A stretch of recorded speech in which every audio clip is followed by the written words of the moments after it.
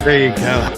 That little crowd noise for the Niners knocking off the Seahawks in the NFC WildCard game. Happy Saturday night to everybody. Welcome to the Krueg Show. I am Larry Krueger. He is Dan Monster Slam. That's right. Dan Coach Emilio. And we'll pot it down nicely. Oh, look at that. Coming quietly.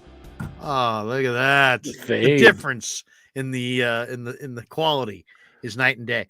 But welcome to the Krueg Show. Hope everybody's having a great Saturday night. NFL playoffs have begun. There's 6 games in Wild Card weekend. 2 are in the books. Man, the San Diego, Los Angeles, whatever you want to call them, the Chargers. I think, the Chokers.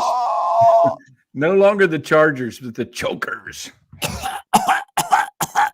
27-0 Chargers, and they lose. Yes. 27-0 Chargers, and they lose 31-30. Hear it now. Oh, my God. Touchdown, Marion Butts. Touchdown, Marion Butts. Show me your lightning bolt. Show me your lightning bolt. Oh, my God. I'll show you their lightning bolt. They're going to fire that head coach. Yes. Bye-bye, Brandon Staley. He's going to get hit by a lightning bolt. Yeah, on the plane, if they even let him fly home with him. Chargers couldn't run the ball, couldn't stop the run. Chargers ran at 2.9 a carry. Jacksonville ran at 5.6 a carry. So Gerald Everett had a big day for the Chargers. My goodness, the tight end. 6 catches, 109 yards, and a touchdown. But Evan Engram, Christian Kirk, Zay Jones, and Marvin Jones all scored touchdowns. Trevor Lawrence throws 4 touchdowns, also throws 4 interceptions, 3 of them to Asante Samuel. How about that? I mean, Chargers have some of the greatest talents in the entire game. Derwin James had 9 tackles, and, they've got Joey Bosa. They've got Khalil Mack. Asante Samuel, 3 picks, but the Chargers blow this one. They get outscored in the second half, 24-3. I mean, they're up 27-7 at halftime and get outscored 24-3 in the second half. That's a gag. So that's a rough way to end your season for sure. And of course, the Niners, that's what we really want to talk about. And we have Rye should be along in a bit. He's just getting home from Santa Clara. It was a long drive, wet drive. If you're still out on the roads, be safe. That's for sure. And then we also invited Guru from 95.7 The Game to join us, and we'll see if Guru can jump in as well. And if we get a hold of him, that'll be cool. Get his perspective. But we want to get your perspective. 49ers win it 41-23.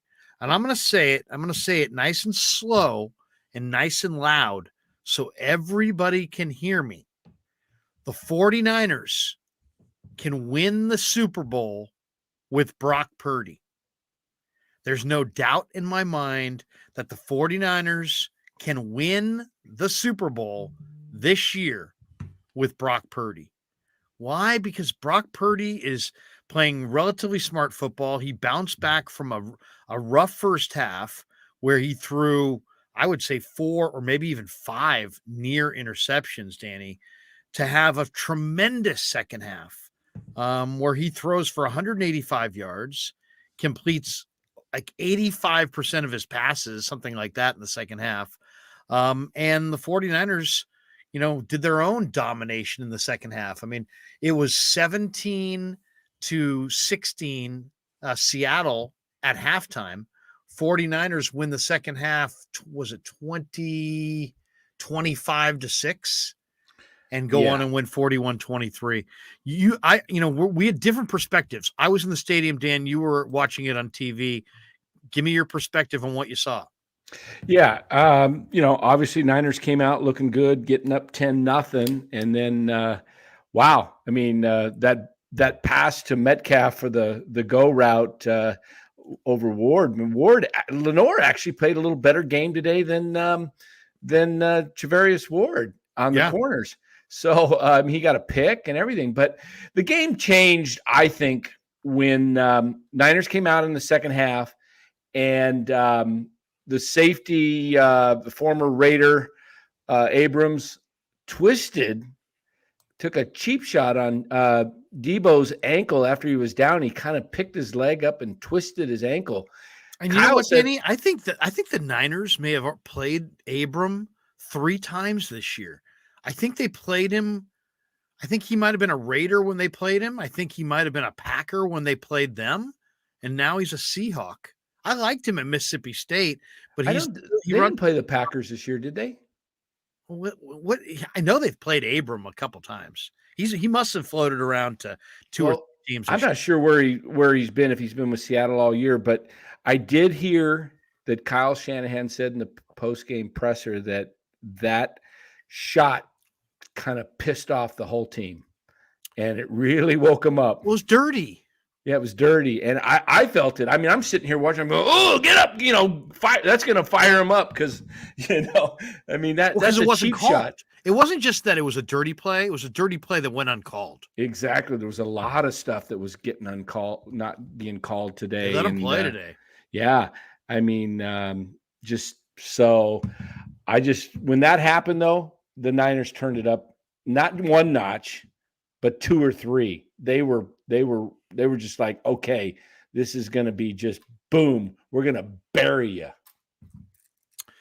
Well, and what do you think of Brock overall? I mean, once again, I hate to say this. We're doing this live stream right now. I watched the game. I honed in on the binoculars on the line of scrimmage.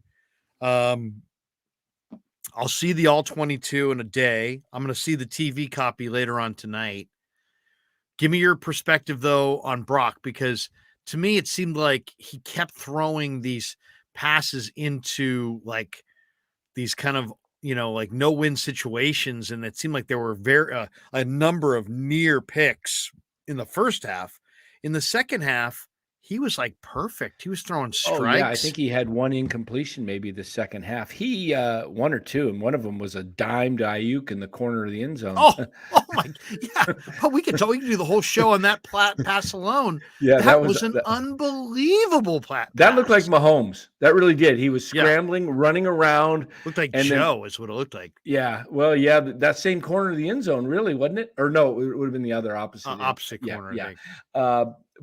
Different stadium too, obviously, but opposite end. But the thing that I saw with Brock, he looked a little bit maybe jittery to start because a lot of his throws, his throws were like not even close, which is really unusual for him because he's usually right on,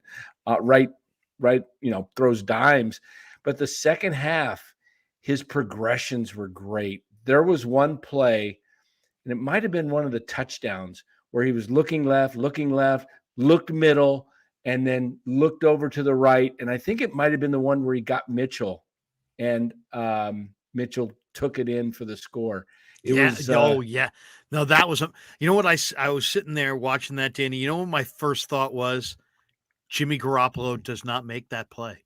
Oh, there was several plays that I said today, Jimmy doesn't make that play. I mean, it was two or three of them, but yeah, when he was moving around in the pocket and escaping, the off-schedule stuff with Brock is incredible. Oh yeah, Jimmy's just going down. Yeah, it's so night and day. I mean, Jimmy, nothing against Jimmy, and I hope he makes it back as the backup just for a little bit of protection.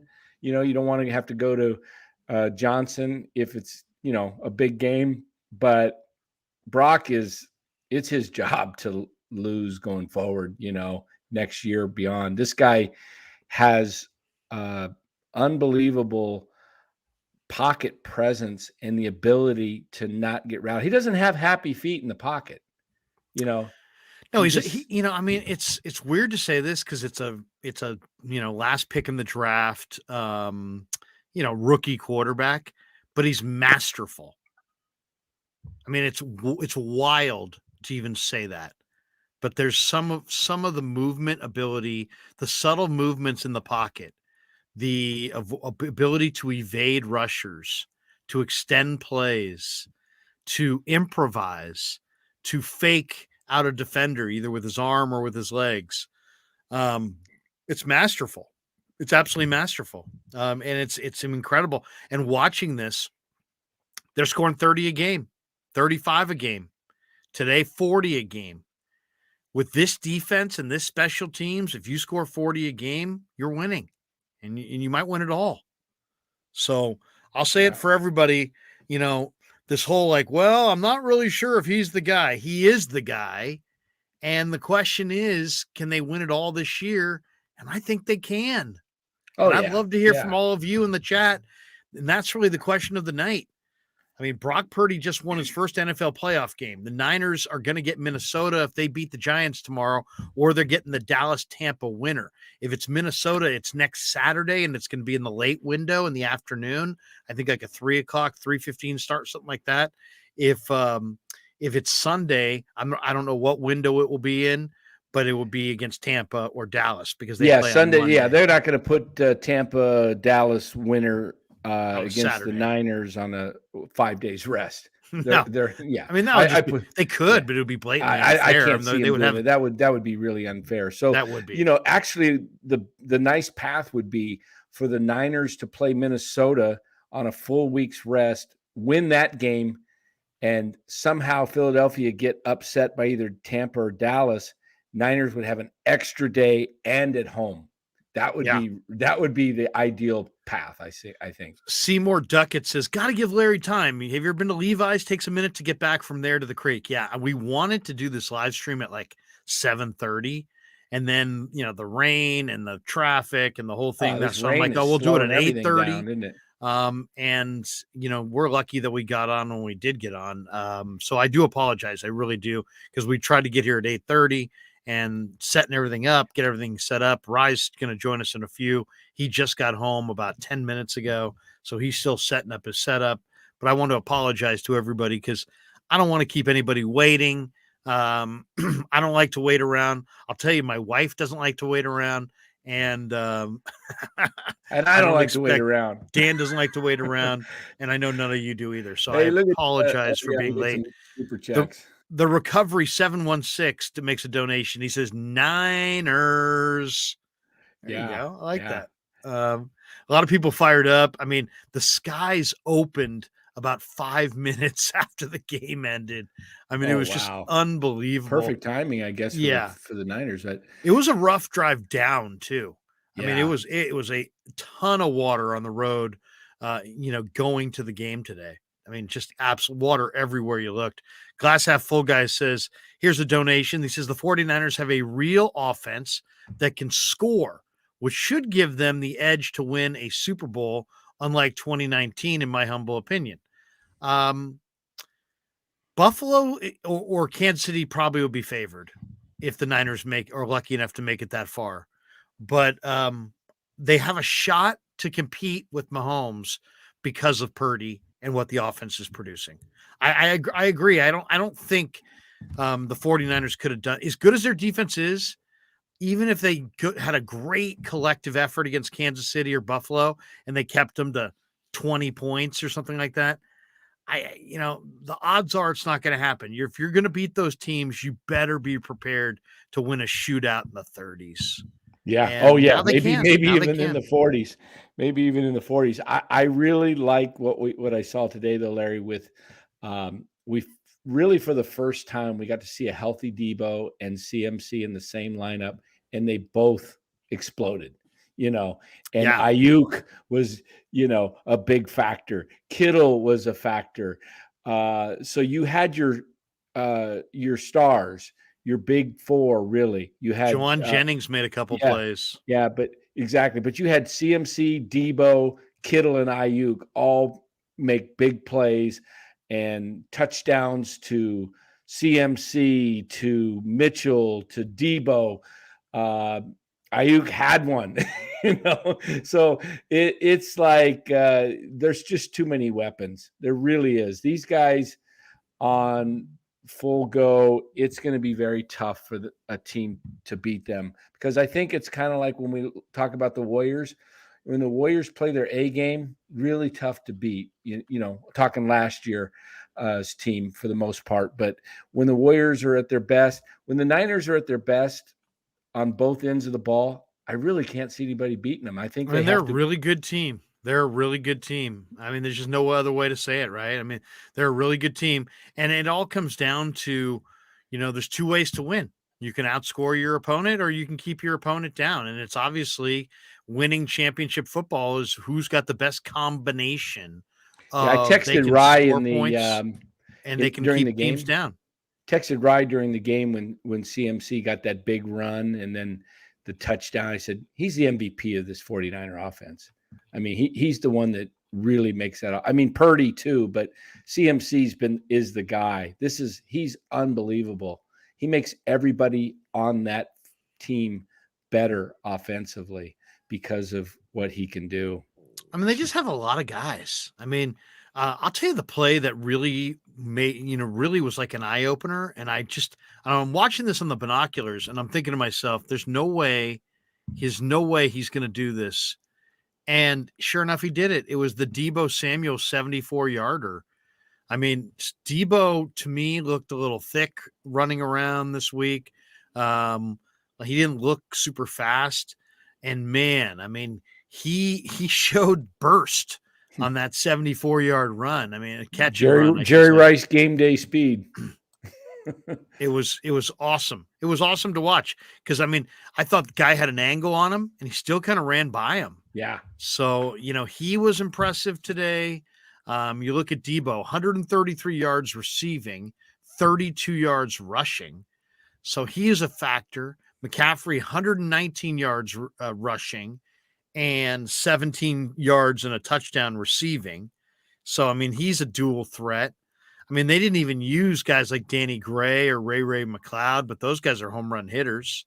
Big play by Danny Gray on special teams today, making that tackle on the punt. Oh, that was huge. That was big. Yeah. So, and then, they did a decent job against Kenneth Walker. Metcalf burned Charvarius for that, for the 50-yard bomb. But I thought they did a pretty good job. I mean, I thought, and also I'll give Seattle a credit. I mean, Seattle could have phoned it in and didn't. They've had a good year. They've won more than people thought. They're on the road against a team that's far more talented. That's better. They could have phoned it in. They didn't. They battled.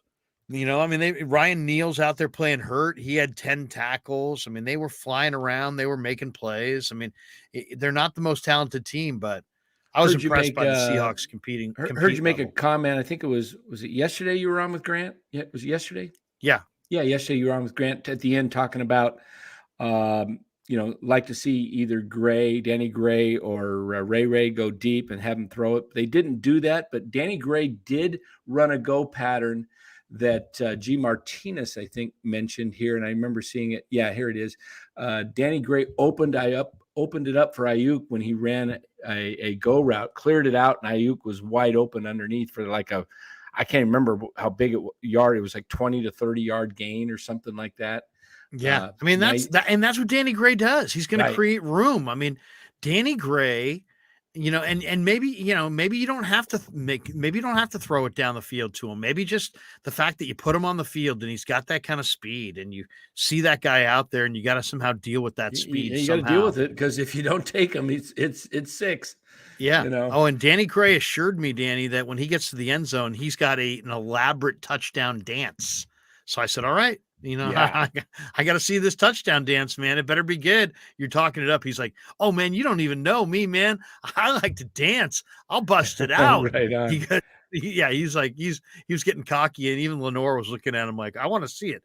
7-Eleven makes a donation. He says, Brock Purdy matched Jimmy G's postseason touchdown total in one game. Yeah, I know. Think about that. Think about that. Bomber T says, I'm very confident. I feel very confident that Brock can win it all.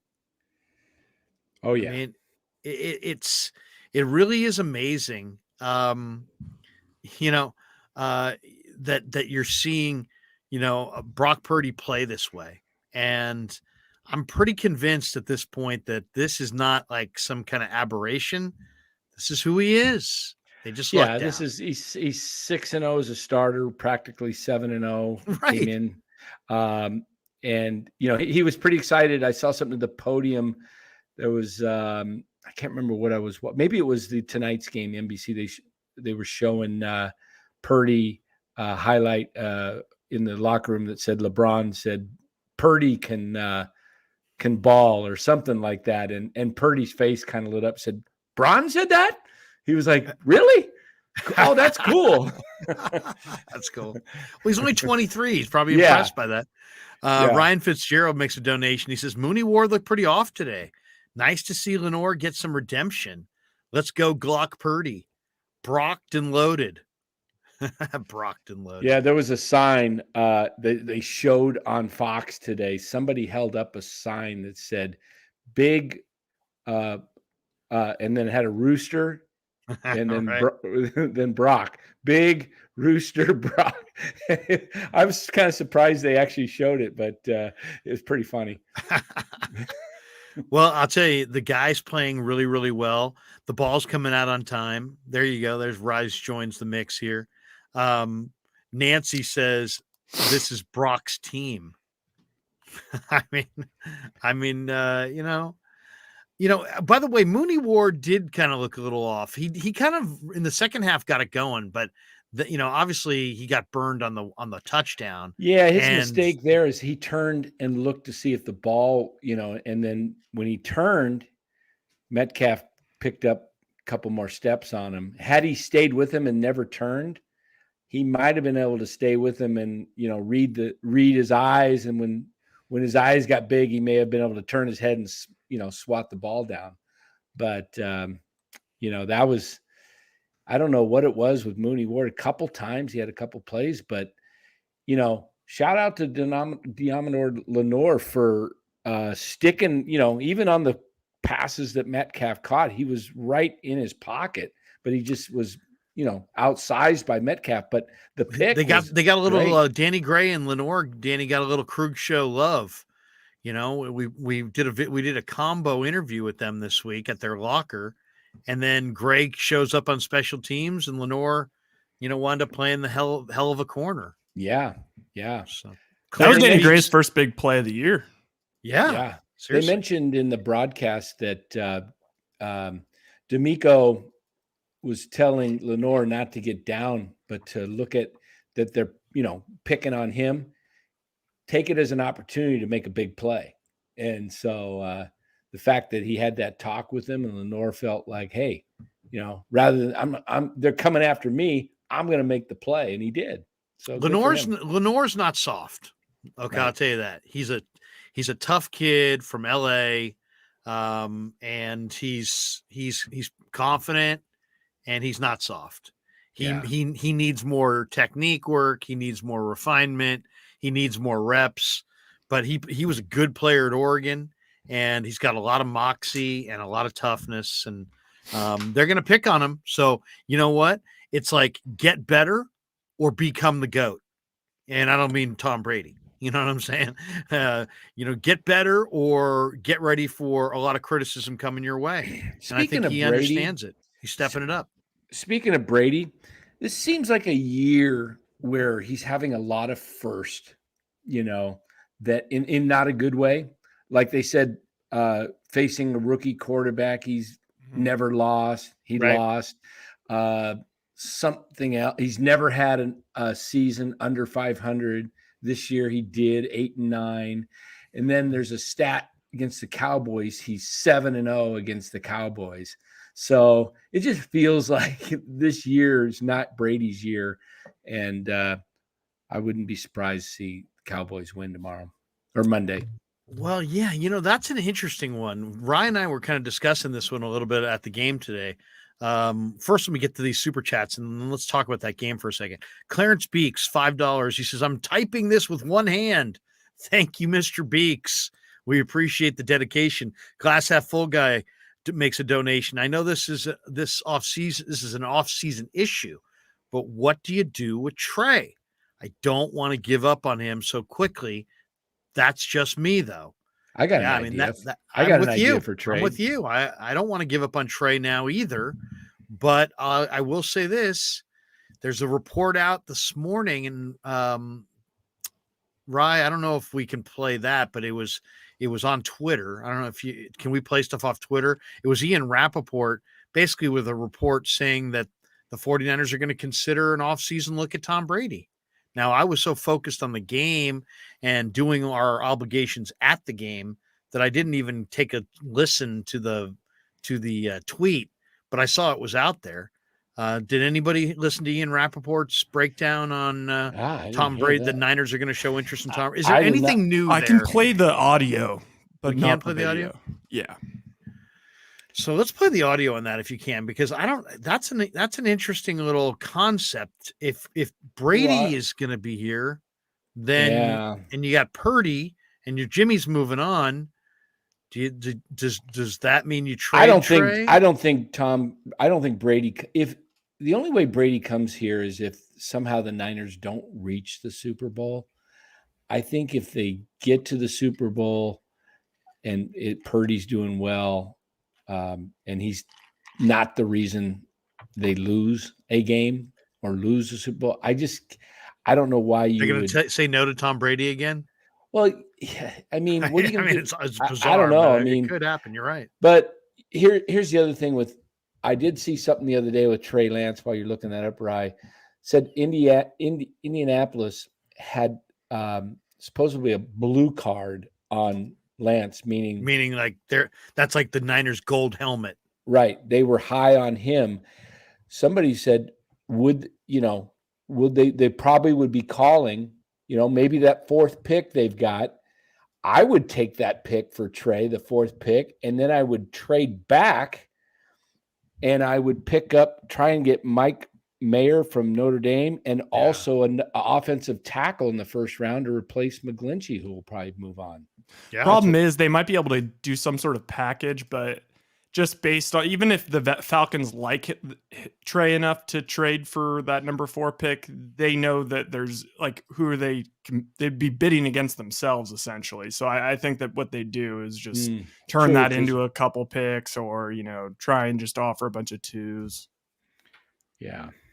But just the idea of crossing that bridge, I would be really, really nervous to trade Trey Lance. Why? I wouldn't trade him. Because I think Trey Lance is an awesome prospect. Yeah. I think he's top level arm strength, top level athlete, top level person.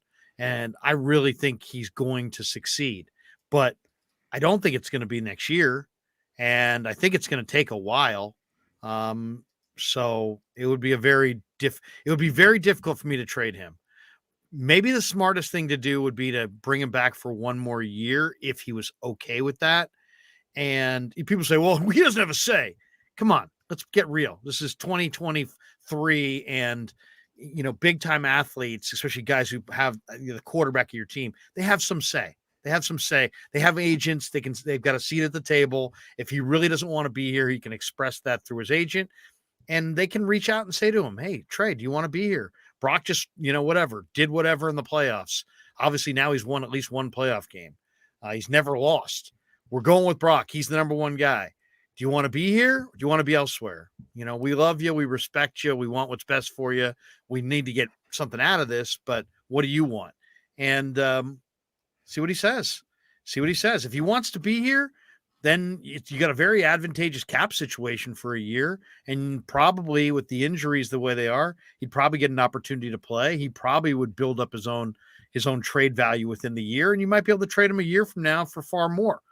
But if he really wants to move on, and if I were Trey and if I were advising Trey, I would say, let's move on just because he's got to play. And life's too short. So in that case, you make the best deal you can make, and a first round pick would be really, really nice to get back. PAO Powerful One makes a donation. He says, no thanks on Brady. Would rather spend that money on keeping key pieces and building as strong a roster as possible around Brock and around Trey. I hear you, but I will say this. This is the one year where the Niners, look how many guys they got out of this last draft when it comes to, starters, bench guys, and even guys after the draft who are on the practice squad. They got a really deep roster right now. So I'll just say this, they don't have a ton of holes. They don't have a ton of spots. Like, I mean, they already have so many draft picks from all 9 of the picks. Yeah, like that's why it makes sense that they traded away the picks for McCaffrey, because they're not going to be able to sign all these guys. All right, you want me to let me know if you can hear this? Yeah, let's play it. Can you hear that? No. You can't hear that. No. Okay. Well then. All right, give me a Sounds sec. good, but no. Matthew Mears says, Larry throwing back the Greyhounds. Nice. Yeah, I think It's actually the not thing a with Greyhound. Brady though, it would probably kind of a smaller version of a Coke. Can you hear this? Bra- No. Can you hear that? No. Okay.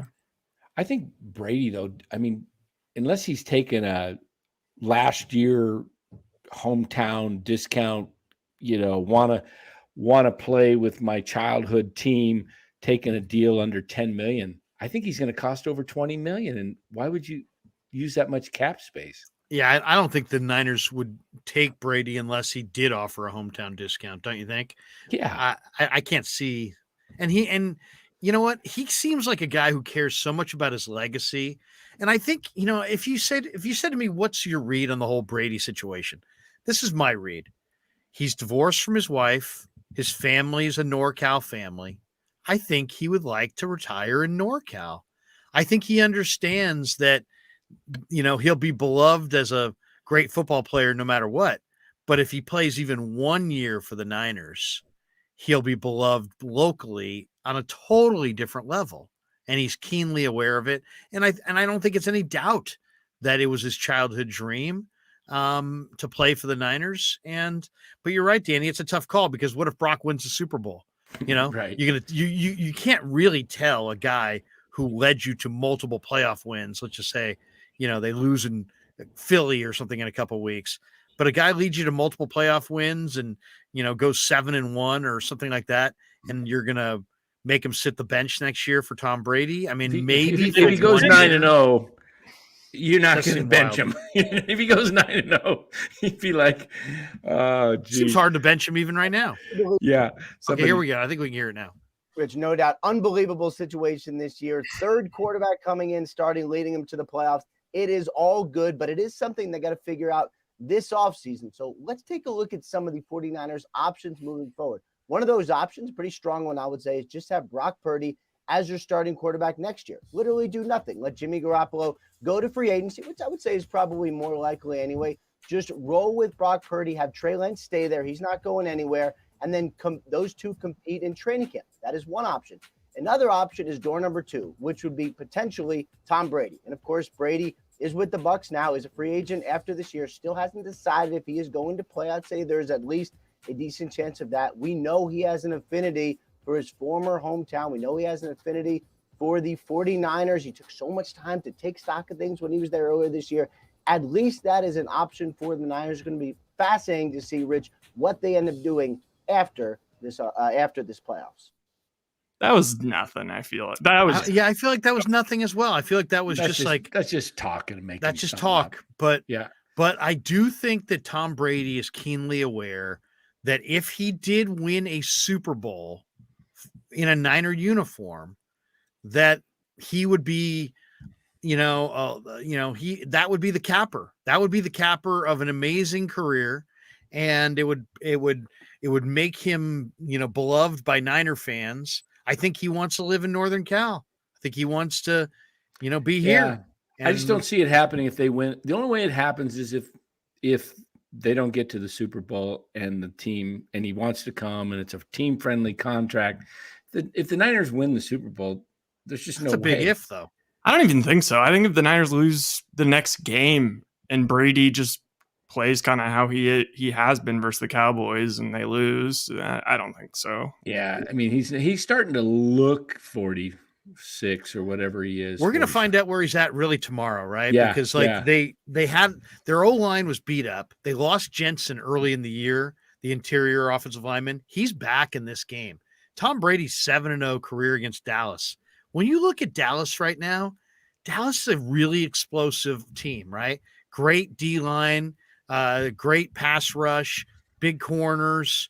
They can score a lot of points. They can be flashy. But when you look closer, guys, their offensive line, they've had a number of injuries on the offensive line. They got guys out of place. Pollard's got a thigh injury. Zeke's looking old. Their run game's kind of falling apart. I don't know. The team that put up 50 and 40, and I don't know if that's the team that's going to be rolling into Tampa on Monday night. I'll say this: if I think Cowboys lose, if Dallas can outscore Tampa for sure. Yeah, but I don't know if they're going to in this game. If Cowboys lose, there's another head coaching job available, and it will be filled before the Super Bowl, and it will be Sean Payton. Yeah, no doubt. I agree. Yeah, I think the Cowboys. I think the Cowboys roll. I think the only argument you could possibly make for the Bucs is just the Tom Brady thing of it all, and the Cowboys, DNA, as we saw with the Chargers tonight. But I mean, it's really that game versus the Commanders put a bad taste in everybody's mouth. But it was pretty much a meaningless game. And if you just really go through their losses, other than that game, they lost to the Jags in overtime. They lost to the Packers in overtime. They lost to the Eagles with what's his face? Not without Cooper Rush. With Cooper Rush. Cooper Rush. Early in the season. Other than that, and then they lost to the Bucs in week 1, but they beat the Bengals, beat the Giants, beat the Commies, beat the Rams, beat the Lions, beat the Bears, beat the Vikings really badly. Even just recently, they before the Commanders game at Tennessee, they won 27-13. Week before, home versus Philly, yes, they had Gardner Minshew 40-34. Then they lost to the Jags in OT 40-34. Off that kind of crazy, remember it was some crazy fumble or something like that. Then they, beat the Texans, who've been playing people close. Beat the Colts 54-19 when they had that giant fourth quarter. Beat the Giants by 8.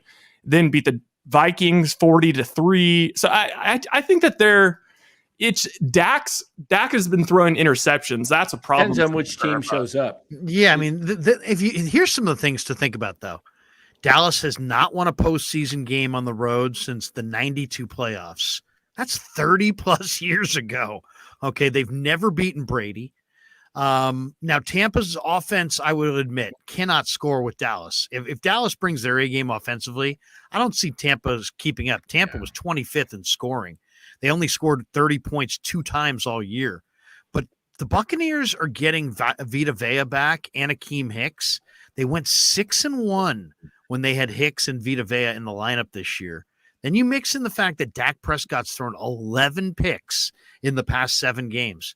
Then you go to Dallas's offensive line, and their right tackle, Terrence Steele, went down with a season-ending torn ACL. And then the center, Tyler Biadasz, went down with the high ankle sprain. Then, Tyron Smith jumped in for Steele, but he's a left tackle, so he's playing out of position. He's already allowed 1.5 sacks in the last 4 games. And then over the past 3 weeks, Dallas's running game is just evaporated. Last 3 weeks, they have 90 rushes for 266 yards. And the O-line is the problem. The running backs have gained an NFL low 1 yard after first contact in the last 3 weeks. Pollard's been bothered by a thigh injury. Zeke's having his career low 3.8 yards per carry. Pollard, who made the Pro Bowl over Christian McCaffrey, by the way. Yeah, but I will say this: CeeDee Lamb is a monster, and Dallas, if they get a lead, you've got the heavy pass rush and corners that can pick it off. Things start to avalanche, kind of tumble out of control. But if Tampa can get a lead, I think, Tampa doesn't run the ball much, but this is a spot where Tampa ought to run, playoff Lenny and see if Dallas can stop it. I think Dallas can't stop the run, but to me, this one's going to be about the trip. Like if Dallas gets a lead, I like Dallas, but I don't think Tampa comes from behind, but if Tampa gets a big lead and they can run the ball, I mean, at that point, I think Dallas is going to fall short. It's going to be interesting, though. Yeah, I think the biggest issue with the Cowboys is, I think everyone kind of fell in love with the Cowboys. Like usually everyone falls in love with the Cowboys at some point during the season every year because they get so much coverage and usually they look like world beaters for a stretch. I think that Cooper Rush, the way they played with Cooper Rush is the way they have to play with Dak Prescott. Kellen Moore gets in his own way, trying to be way too pass happy and all this, all the crazy play designs. Just run the ball control, let your defense eat. Just play the game like you are starting Cooper Rush, except for it's an upgrade because it's Dak Prescott. That's how you win in the playoffs, I feel like. Glass City gives a donation. He says, this has been trending, and I'm going to squash it. This D is not overrated. Mooney is not overrated. The Niners D played well considering the situation. Garbage time not included. Seattle production came in one quarter. Well, it depends who's rating them and depends what they're saying in their ratings. But I think it's a legit defense. I think it's the best defense going. GTC Real says, where's Guru? I just texted Guru. He's having a family situation tonight, so he's going to have to take a rain check. So we're going to have to get Goo later on this week. But he offers his love, but he'll have to take a rain check. So no Goo tonight. Sorry, GTC Reels. We got this one who says Brady sucks. It wouldn't be a post game if you didn't have a Brady sucks. Somebody, how about this one? Trade to the Jets for Zach Wilson and Sauce Gardner. Oh yeah, I'm sure the Jets would love to do that. Trade Gardner. Jeez.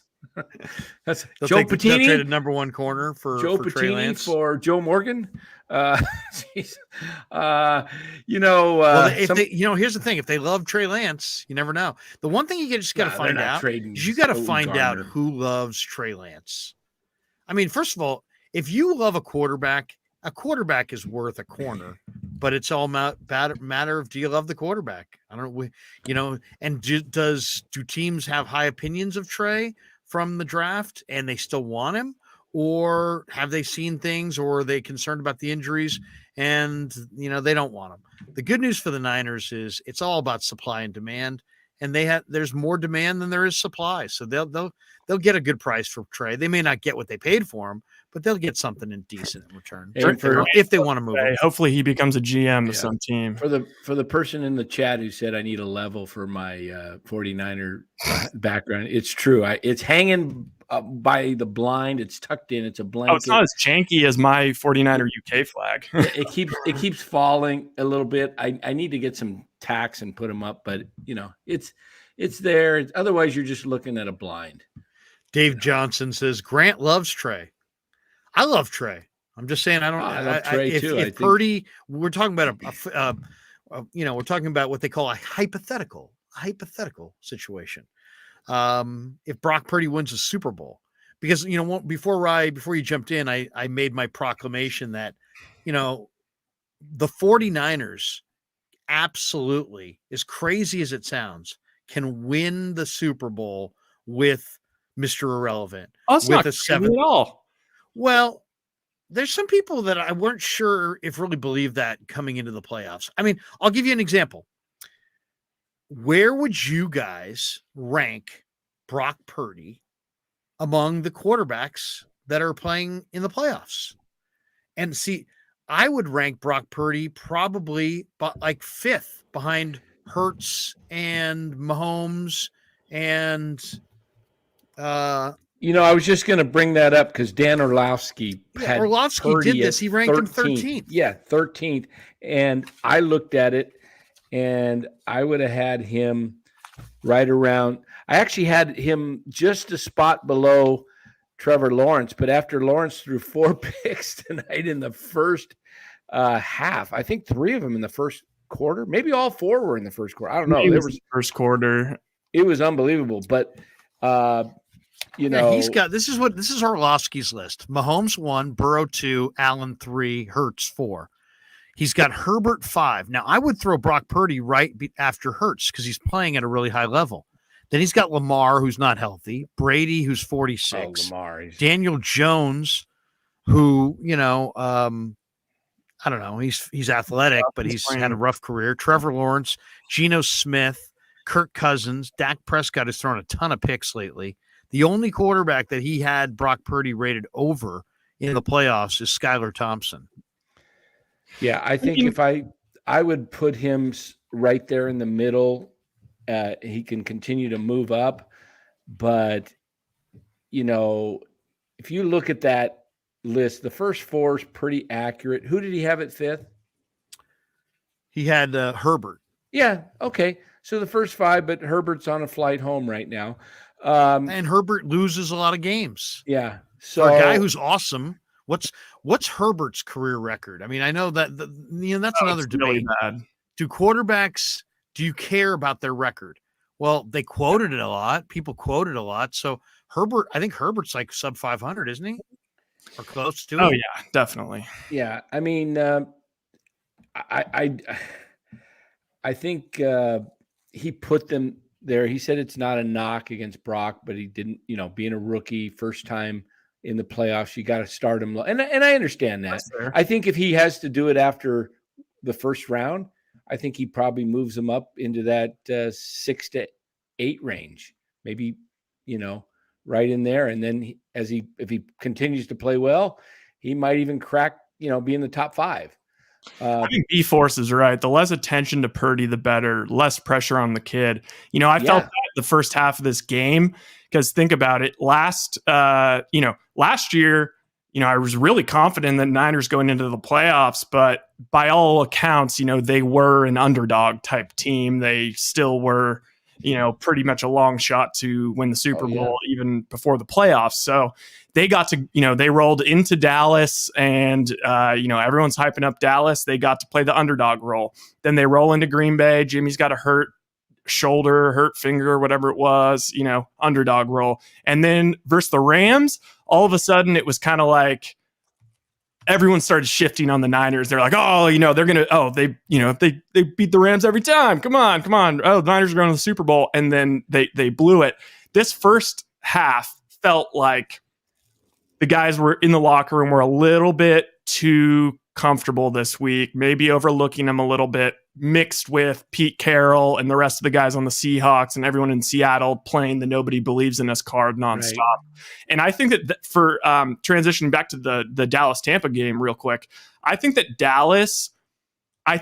that loss ultimately in the last game, although people are going to say, oh, well, that's not good. They were trying. That's not how you want to enter the playoffs.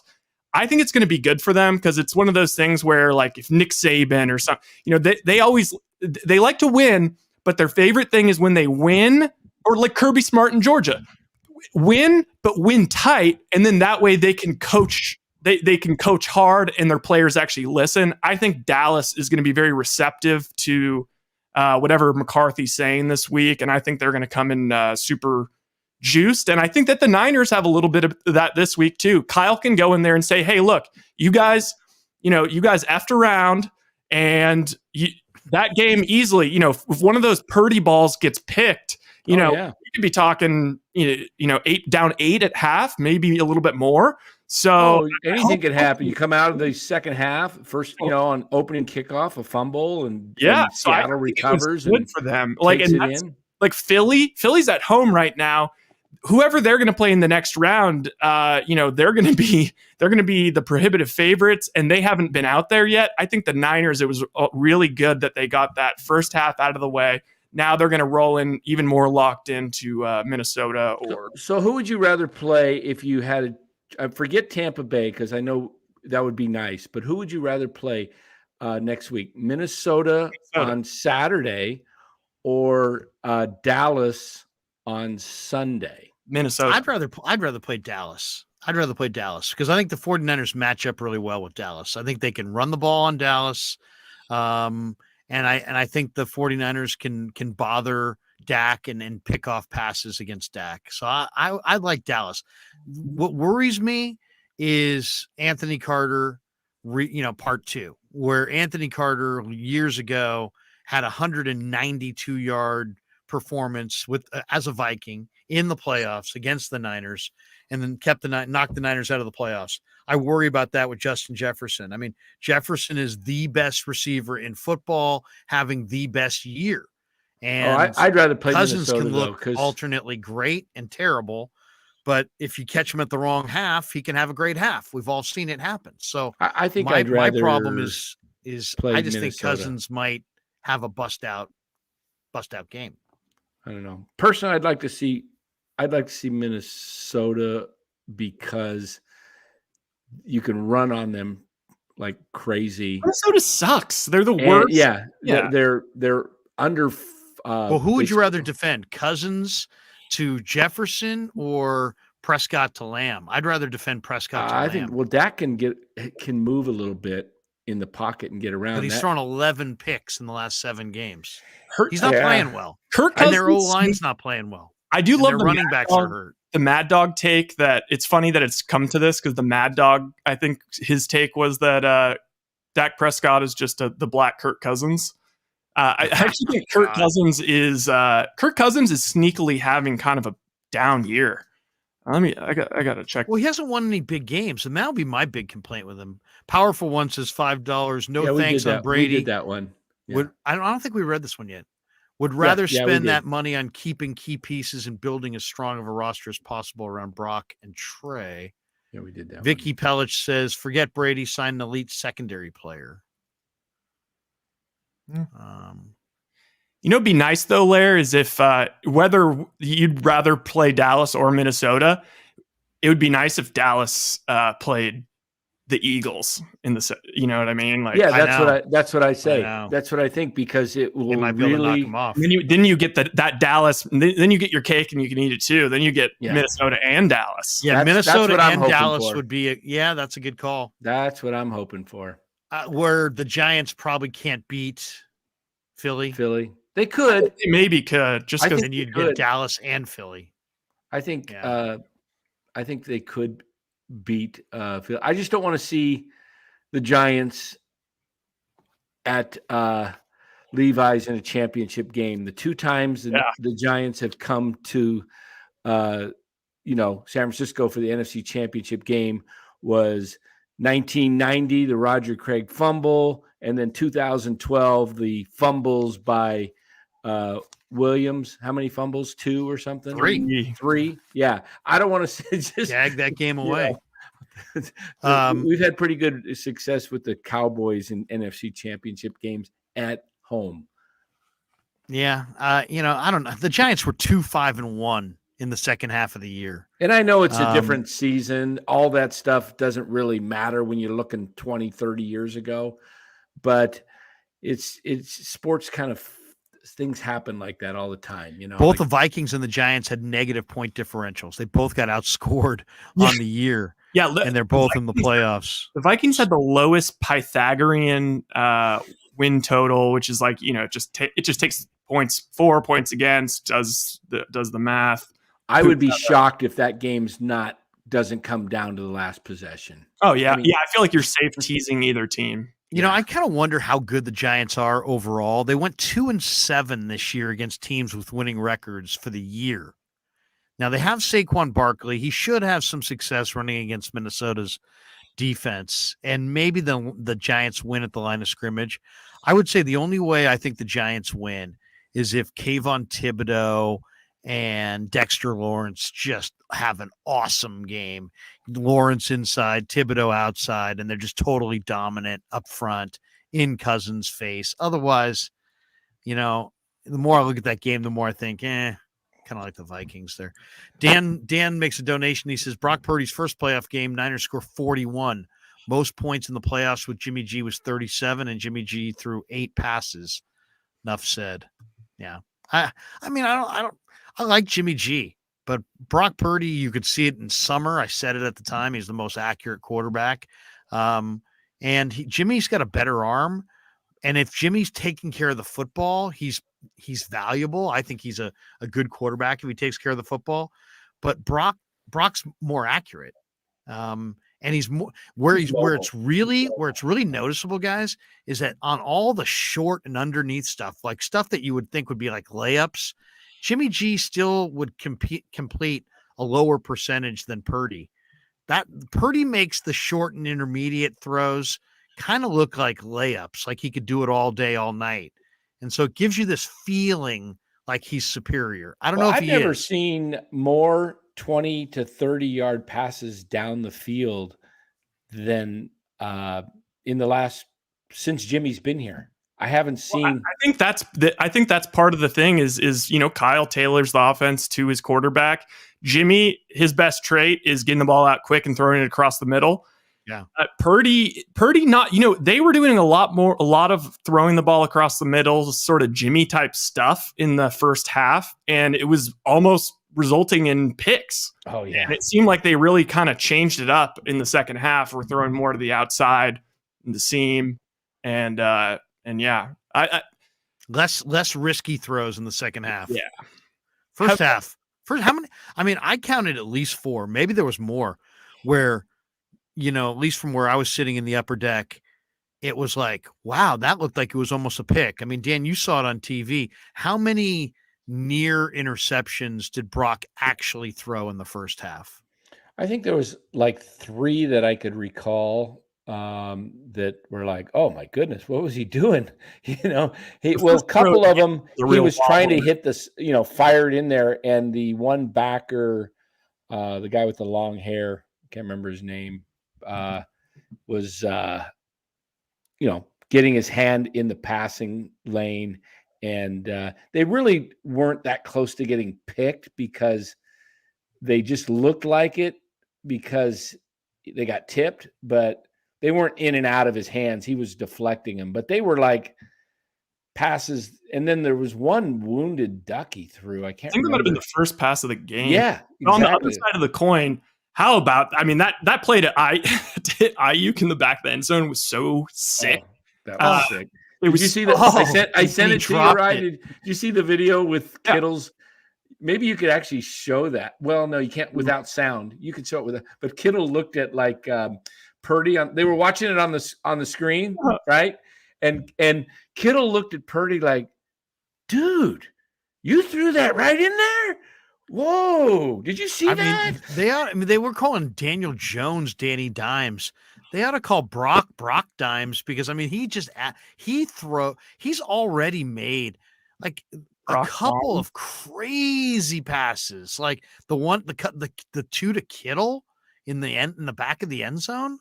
I mean, Brock on some of these, some of these short throws. Just 2-point conversion was pretty sweet. He threw up. Yeah. Oh yeah, the Kittle. That was nice. That was nice. Yeah, that was actually pretty cool. The one with when they're showing that replay, I still get a kick out of every time I see it because Kittle just looks at Purdy like, dang. Look at this one. You're good. George Costanza 6.0. Purdy's essentially Josh Allen trapped inside a 12-year-old boy's body. Yeah, he had a little acne going today during the post-game interview on no. TV. Yeah. He wears a helmet. Have you ever worn a helmet? You get acne. Yeah. You're sitting there going, what is that? Oh, yeah, man. But it was kind of funny. I thought to myself, yeah, the kid's like, he does look even younger than 23. He looks super young. Yeah. Have you guys talked about Kyle at all? No. I feel like that is a topic that, like, even during him out, you want him gone? No. Just even during this 10-game win streak, I feel like, it's been a lot of Brock. It's been a lot of, wow, this team is so talented and the defense. Kyle's on a freaking heater right now. And this is now 3 out of 4 years where he's won a playoff game. He's won double-digit games. I think we all fully expect he'll make it to the NFC Championship game at least, and then that'll be 3 out of 4 years making it to the NFC Championship game. And the 1 year when he didn't was when Jimmy got hurt. So I think Kyle gets kind of lumped in unfairly with a lot of these other sort of young, boy genius types. But in reality, I think if he looked like Vrabel or even Dayball, or he's older. Yeah, I get what you're saying. People would realize like that Kyle is a total psycho. It's kind of like Steph Curry. Like Steph Curry's a freaking psycho assassin. So Kyle is like an OCD crazy psycho, and he's a tough guy. Even though like everything about him from the outside seems not tough. It's like his offense. There's a reason why the teams the following week they played them this year went 0-15. It's not just the defense. There's great defenses, but when you have a great physical defense and a great physical special teams, and then you have an offense that beats the crap out of the defense, it's not supposed to be that way. Like, their offense beats the crap out of the defense. So, and just wears you down. And I just think he really deserves. Oh, yeah. Elijah Mitchell knocked over somebody tonight or today earlier. Yeah. He deserves a lot of credit. He deserves a lot of credit. Yeah. But I'll also say this: John Lynch and Adam Peters deserve equal credit. This is a stacked team. I mean, Trent Williams is the best left tackle in the game. He's the best offensive lineman in the sport. George Kittle is one of the NFL's best tight ends. Deebo Samuel, Brandon Ayuk, Jawan Jennings. He's got a lot of weapons. Now he's got Christian McCaffrey. He's got a super expensive Pro Bowl All-Pro fullback. He's got Elijah Mitchell. I mean, he's got 5 backs. I think JP Mason and TDP are good NFL backs. They've got a ton of talent. And so I credit Kyle because yeah, John deserves the credit. He put together this roster with Kyle and Peters, but he's got this talent, but you got to make it happen. And there were a lot of questions about the interior, and they're going with just a street free agent center, a rookie at right guard, essentially a first-year player at left guard. So they have an interior of the offensive line where you really need to be solid, and they went with 3 unproven guys. And they're getting it done with 3 unproven guys. To me, that was the big question coming into the year. So they've overcome that.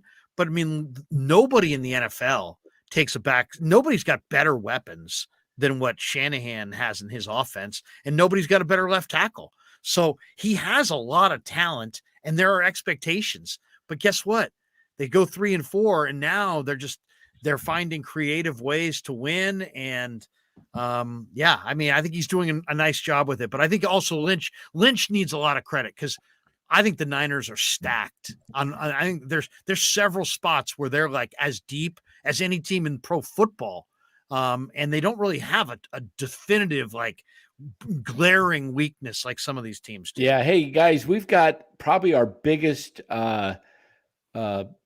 chat going in the history of the Krueg Show. We're up over 1,170 right now. If you're new to this channel, hit that like and subscribe button. It helps with the algorithms. Just hit like. The subscribe doesn't cost you anything. It's free. All it does is it'll alert you when we come on with one of these shows. And we plan on being on at least 3 more of these Niner post games. So how awesome would the Super Bowl post game be? Mario Trutanic makes a donation. What do you guys think of this one? He's ripping Justin Herbert. Justin Herbert is this generation's Jeff George. By the way, I've got a great Jeff George story to tell you guys when you guys answer that one. What do you think? Herbert is in a lot of ways. They used to say it was absolutely amazing to watch Jeff George just play catch on the sideline, that he had that good of an arm. But obviously he never got it done. He was like a 5-star recruit. He was incredible. Yeah, the Herbert one's weird because simultaneously I want to recognize the fact that he is, pretty incredible, and there's not, 5 guys I would want more than him. Probably, that's maybe there's not 6 or 7 guys I'd want more than him. But people get a little bit too crazy about him. There's people that are like on like real publications saying that he's the best quarterback they've ever seen. I know, seriously, like it's like people go crazy. It's like it elicits this like fight or flight response in these people. Exactly. They just can't handle it.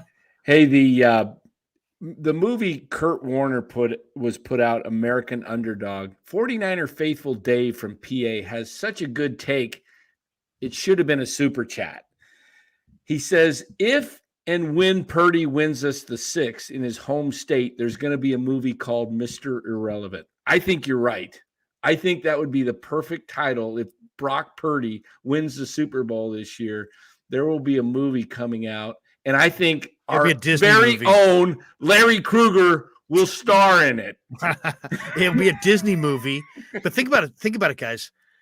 The NFL is enormously popular. They're always breaking new records for attendance, for audience size. Though this year the audience went down a little bit because they moved to the Amazon game on Prime, and there weren't as many people that have it. So I don't know if you saw the stats, but their numbers came down just a tad bit. But basically, it's a sport that just keeps going higher, higher, higher. Could you imagine, though, if he won the Super Bowl and they did a movie? We could put that take in there that when you said Brock Purdy is going to play this year and he's going to play significant.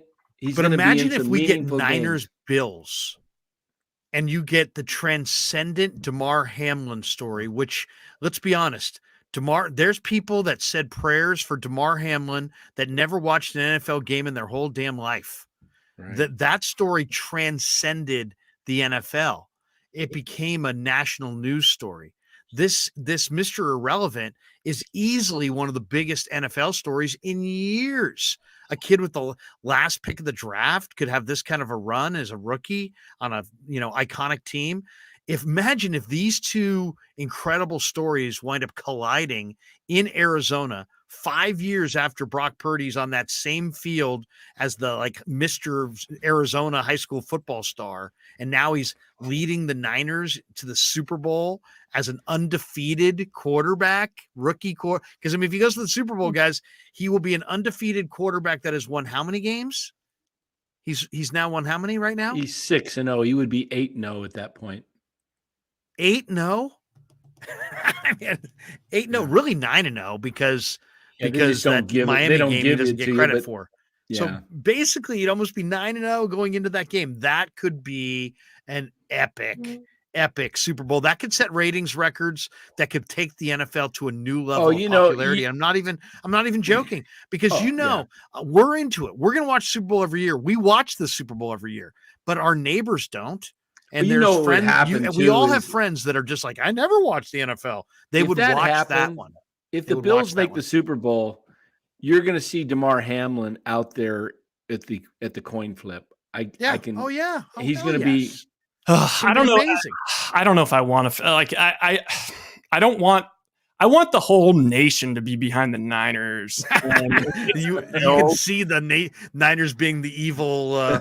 The side everybody hates. At least he won't be playing Hamlin in it. That would, I mean, if he was playing in it, everybody be playing. I think they'll already. If the Bills get to the Super Bowl, there's going to be a groundswell of "Let's go Buffalo." Scotty B makes a donation. He says, "Baby goat, kid Brock." Glass half full guy makes a donation. We don't need Correa, Dan. We have Luke Jackson now. LOL. Hashtag. What is Farhan's plan? Who's this Farhan you speak of? Yeah. I don't know. I think what's this Correa you speak of? Who's Luke Jackson? I'm just going to pretend I don't recognize any Giants because I recognize so few of them. And I'm not going to pick and choose anymore. I'm just going to be like, I don't recognize them. I'm literally outraged that the Giants are going to go with Lamont Wade at first base. I mean, that is just so sickening. Somebody had a chat, or somebody had a comment on Twitter today, something like, it was like the Giants slogan of 2023 is you'll take what we give you, or something like that, or you'll like what we give you. It's like, Jesus. Arturo Trujillo donates $1.99, and I'm not sure what is that designation there, right? He's just a sticker showing some love. There you go. All right. I want Dallas. You guys want Minnesota? Or does anybody want Tampa? Ultimately, it doesn't really matter. I would rather play next Saturday and then go into Sunday, win against Minnesota on Saturday, going into and have that extra day, but going into Sunday rooting even harder, against whoever Philly's playing, just because it would be like, it's already out of the way. And I think that helps the Niners. I do think that extra day to get your body a little bit recovery. because they're going to go back there probably. If they have to go to Philly, they'll leave on Friday. Playing Saturday is a lot better than playing Sunday. Gives them that extra day in the week to prepare. So I think it's a big advantage for the Niners, that extra day, if they have to go on the road. I do too. I like what Danny's saying there, Rye. If you're going to have to, we know if they're going to get Philly, it's going to be in Philly. So you need some advantage, and maybe the advantage is they get the extra day of rest, right? Yeah. Danny, you're saying maybe Niners play Saturday, Philly plays Sunday. Oh, because I don't think they're putting go. Tampa Bay, Dallas winner on Saturday. That would be just like, No, what are you not fair. doing, NFL? Yeah. I mean, Yeah. why would you put somebody on Monday in the playoffs and you're going to play them Saturday when you could choose Sunday? I just don't see that. So I think it helps the Niners to have that extra day, especially, like I said, if they're traveling, because, you get to rest up on Sunday, watch the games, then you go in, do your treatments, whatever. But Monday, you're planning, you're practicing Tuesday, Wednesday, Thursday's your walkthrough, and then you're flying out Friday. Big difference if you got to fly out and lose that extra day because you're going all the way to the East Coast. Yeah. Michael Supis says, here's a donation. What's your analysis and final prediction of Giants-Vikings tomorrow? I like the Giants on the line of scrimmage. And I think they're going to be able to run Saquon Barkley. I like the Vikings to win a close game, but just really close. I would say, when the Giants and Vikings played earlier this year, Daniel Jones threw for 300 plus yards against Minnesota's defense, and Saquon Barkley, I could see having a lot of success. So I think the Giants score points. I think this is a shootout. I'm going to say 31-28 Vikings. Oh, yeah, I could see it in that range. What was the score, Rye, when the Vikings beat them earlier? I know it was a 61-yard field goal with no time left to win it. I don't know. It was like the last 3-4 weeks of the season. But it was I think it'll be even more scoring than that game was. I'm going to look that up. Lester McDaniel says, "What's up, Krueg? Love watching you on Grant's channel, and I'm dropping a subscribe here. Thanks, Lester. Thanks, Lester. Go Niners. Thanks. Good call on liking Purdy before anyone knew his capabilities. Appreciate that, Lester. And let's do the up to the minute check on the subs here. We've had an unbelievable week. And thanks a lot to Grant, by the way, because Grant has brought a lot of people to the channel by doing the live stream with us a couple times over the last week or so.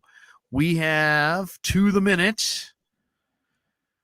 Here we go. Let's see. It's updating. It's rolling. It's twisting. It's turning. Turning. All right.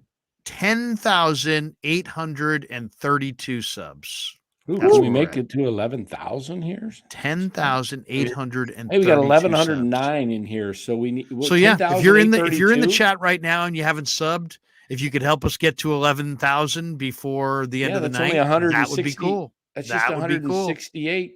Do you think there's a chance that we have enough people in the chat right now? Yeah, 168 people hit like we right could now. Actually get. Could we get? What's? We don't need that many. Arturo Trujillo says, "My donation was to say you called it, Larry. Brock Purdy." Yeah, there you go. Well, all I'm not gonna say that I called it. All I'll say is this: what you guys like, the same thing that you guys are thinking now, watching him, is what I was thinking after reading all these articles and watching all of his college tape and watching all the film breakdown I could find of him. I thought, I really like what I see. And that's really all any of you would say right now, right? Hey, I really like what I see. You know what it is with quarterbacks? We don't know we can't really describe exactly what a great quarterback looks like. We can only describe it after we've seen it. You know what I mean? It's like, does he have to be tall? Well, not necessarily. Does he have to have a strong arm? Well, yeah, preferably, but not necessarily. Does he have to be this? Does he have to be that fast? Well, he has to be super strong. Well, you know what I mean? It's like, there's a lot of different factors that make up a great quarterback. And it when you see, a great quarterback when you see one, but it's hard to just like verbalize and somehow define. And that's why Brock Purdy falls to the 7th round. And the Niners, let's be honest, if the Niners thought he was this, they would have drafted him on day 2. You know, they probably would have drafted him instead of Drake Jackson in the 2nd round. But they didn't know he was this. But you know what? Credit, I forget who's it, Kevin Slowick, or forget which Slowick it was in the Niner organization. But John Lynch went on the radio and said, yeah, this guy Slowick really liked him, banged the table for him, said a bunch of great things about him, got us hot to trot on him. Our coaches started to look at the film on him. We really liked him. How much you think if they win the whole thing, especially if already probably will do it, but if they win the whole thing, how much of a bonus do you think York pays that scout that banged on the table for Purdy? He should pay him 6 figures. Exactly. I'm thinking $100,000 at least. Yeah. I'm saying it's got to be. Those guys don't more than Purdy makes. Yeah. But I mean, if he banged the table for, imagine if it was like, banging the table at the take Purdy. I'm telling you, take Purdy. You won't regret it. This, who knows? It's funny. I was watching a thing the other day on the Disney app or whatever, and it was the Fernando Mania. Did you ever watch the hour-long thing on Fernando Valenzuela? And basically, Mike Brito, who was a Dodgers scout, went to this tiny little town in the middle of Mexico and discovered Valenzuela. And he had gone to see some other guy, and Valenzuela had like walked the bases loaded and then struck out the side. And he did it twice in one game. And Brito noticed that he had like this tremendous, calm to be able to battle out of those situations. And he started showing interest in him. And, the Dodgers they outbid the Yankees, and they wound up getting Fernando, and he became this huge star and packed the house and made them millions. And Brito was given, I believe, he's no longer with us. I think he passed this year, but I think he was given kind of like a lifetime contract as a scout with the Dodgers. And he used to hold the radar gun. Oh yeah, that's right. Behind home plate for all their games. Dang, all through for years and years and years, all because he's the one who found Fernando, and the Dodgers made a ton of money on Fernando Mania. Yeah. So yeah, Brock also, it's like, goes back to the quarterback ranking thing, why it's just kind of stupid. It's like, okay, yeah, the way people do their rankings is they're like, okay, I'm imagining, everyone can draft the quarterback they want, and we're just putting the quarterback on a generic team, and everyone's got the same generic offense and generic players, and it's like, it just doesn't. It's like, I don't know. Purdy in Shanahan's offense probably is like, yeah, I probably am down to say like he's like a top 7 guy in the playoffs, but yeah, that doesn't mean that if you dumped him on the Houston Texans, I don't know. Maybe he'd be out of the league already. But it's just like in this offense, he's the perfect. That's where I think Kyle and Lynch and all these guys deserve a lot of credit, because they're not just like the Rams, where it's like, oh, Jalen Ramsey's available, let's trade for him. OBJ's available, let's trade for him. Allen Robinson, let's trade. Like, they just get all the stars. The Niners have a defined. Von Miller, sure, we'll get it. Yeah, they have a defined type at every position that they want, and they know how to develop those guys. And so for that reason, they just keep bringing in all these edge rushers, and they all turn into studs. And then, and linebackers, Azeez, Greenlaw. And it's linebacker factory. And then same thing with running backs, same thing with wide receivers, all the wide receivers. But this is if the like textbook definition of like a Kyle Shanahan quarterback. It's the reason why so many people that were like in the know with Kyle were saying that he was going to go with Mac Jones, because it's just so up his alley. I was looking up, this is what I wrote on August 24th. Remember when we had to do that thing at Panera Bread, Larry, where we had to like just write down our camp breakdown or whatever? Right. I wrote Purdy. Well, we didn't have to do it at Panera Bread, but they had Wi-Fi. They had great Wi-Fi and a great overall ambiance. I said, Moxie. It's really an underrated place, by the way, Panera Bread. Well, I'm huge. That's my go-to now if I ever have to meet someone for Wi-Fi. Yeah, exactly. I said, Purdy, Moxie, poise, comfortable with his time rhythm passing game, has some athleticism, and has more pass attempts than Trey and Sudfeld combined since high school, has traits to be a 10-year backup in the league with low-end game manager starting QB potential. I actually just saw that. Like I was combing through all of the stuff we did that year because I was trying to find something I wrote about Mason, and I was like, oh, that was not. But then I also wrote Nate Sudfeld. This is how much we all let like the media influence us and the people in the quote unquote know. Nate Sudfeld is what he is, uninspiring but strong leadership qualities, and poses no threat to unseating Trey. Prediction is he is the backup to start the season. Yeah. Wow. Mark Graves says 10,900 subs and climbing. I'll donate if it hits 11K tonight. Graves is going to donate. How about 11K by 11 p.m.? How about this? We're at 10,900. I feel like I'm doing a Jerry Lewis telethon. We're at 10,907. Are we really? 93 away. And the operators are standing by. Hey, if we get to 11,000 subs, Larry will put that Golden State Warriors jersey on. I'll look like sausage casing for all of you. No, but right now the Krueg Show has 10,907 total subscribers. Yeah, Buster, and almost 1,100 people in the chat right now. We need more, Buster. Come on. We need more Buster. Buster. We need more Buster. Sign up, Buster. Come on, faith. Come on, Buster. Gotta have some faith. We're gonna get to 11. Okay, so if you are in the chat and you have not subscribed, please subscribe, and we'll hopefully get to 11,000 by the end of the night. That would be awesome. We're at 10,913, so we're getting 5, 6, 7 new ones every 5 minutes or so. What do you guys want to bet that the new scouting thing that's going to be a new big thing for quarterbacks next year is going to be a couple of things? It's going to be a guy who's played more than 2 years in college football, maybe 3-year starter, a lot of starts behind him, and they're going to look at 10-yard splits as important, and they're not going to worry so much about hand size and they do look at hand size. Yeah, I know they do, but it's not going to be as Dan, I know that you want them not to look at hand size, but they do. Right.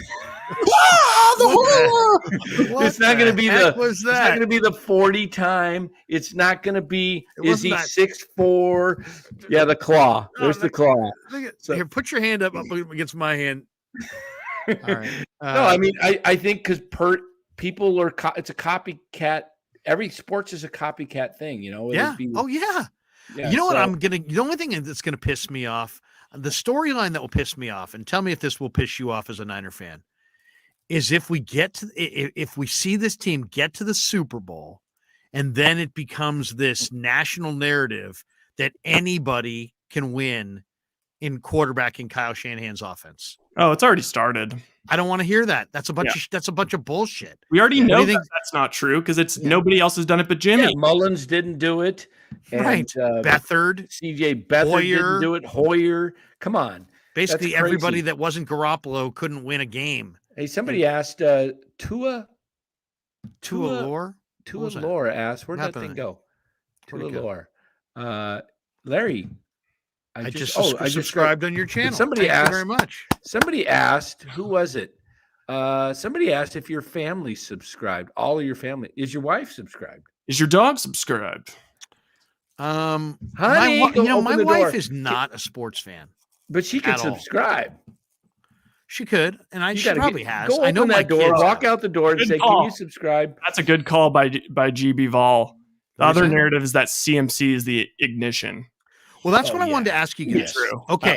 What did I text you today, Rye? I wanted to ask you guys this one. MVP. Let's play hypothetical situation.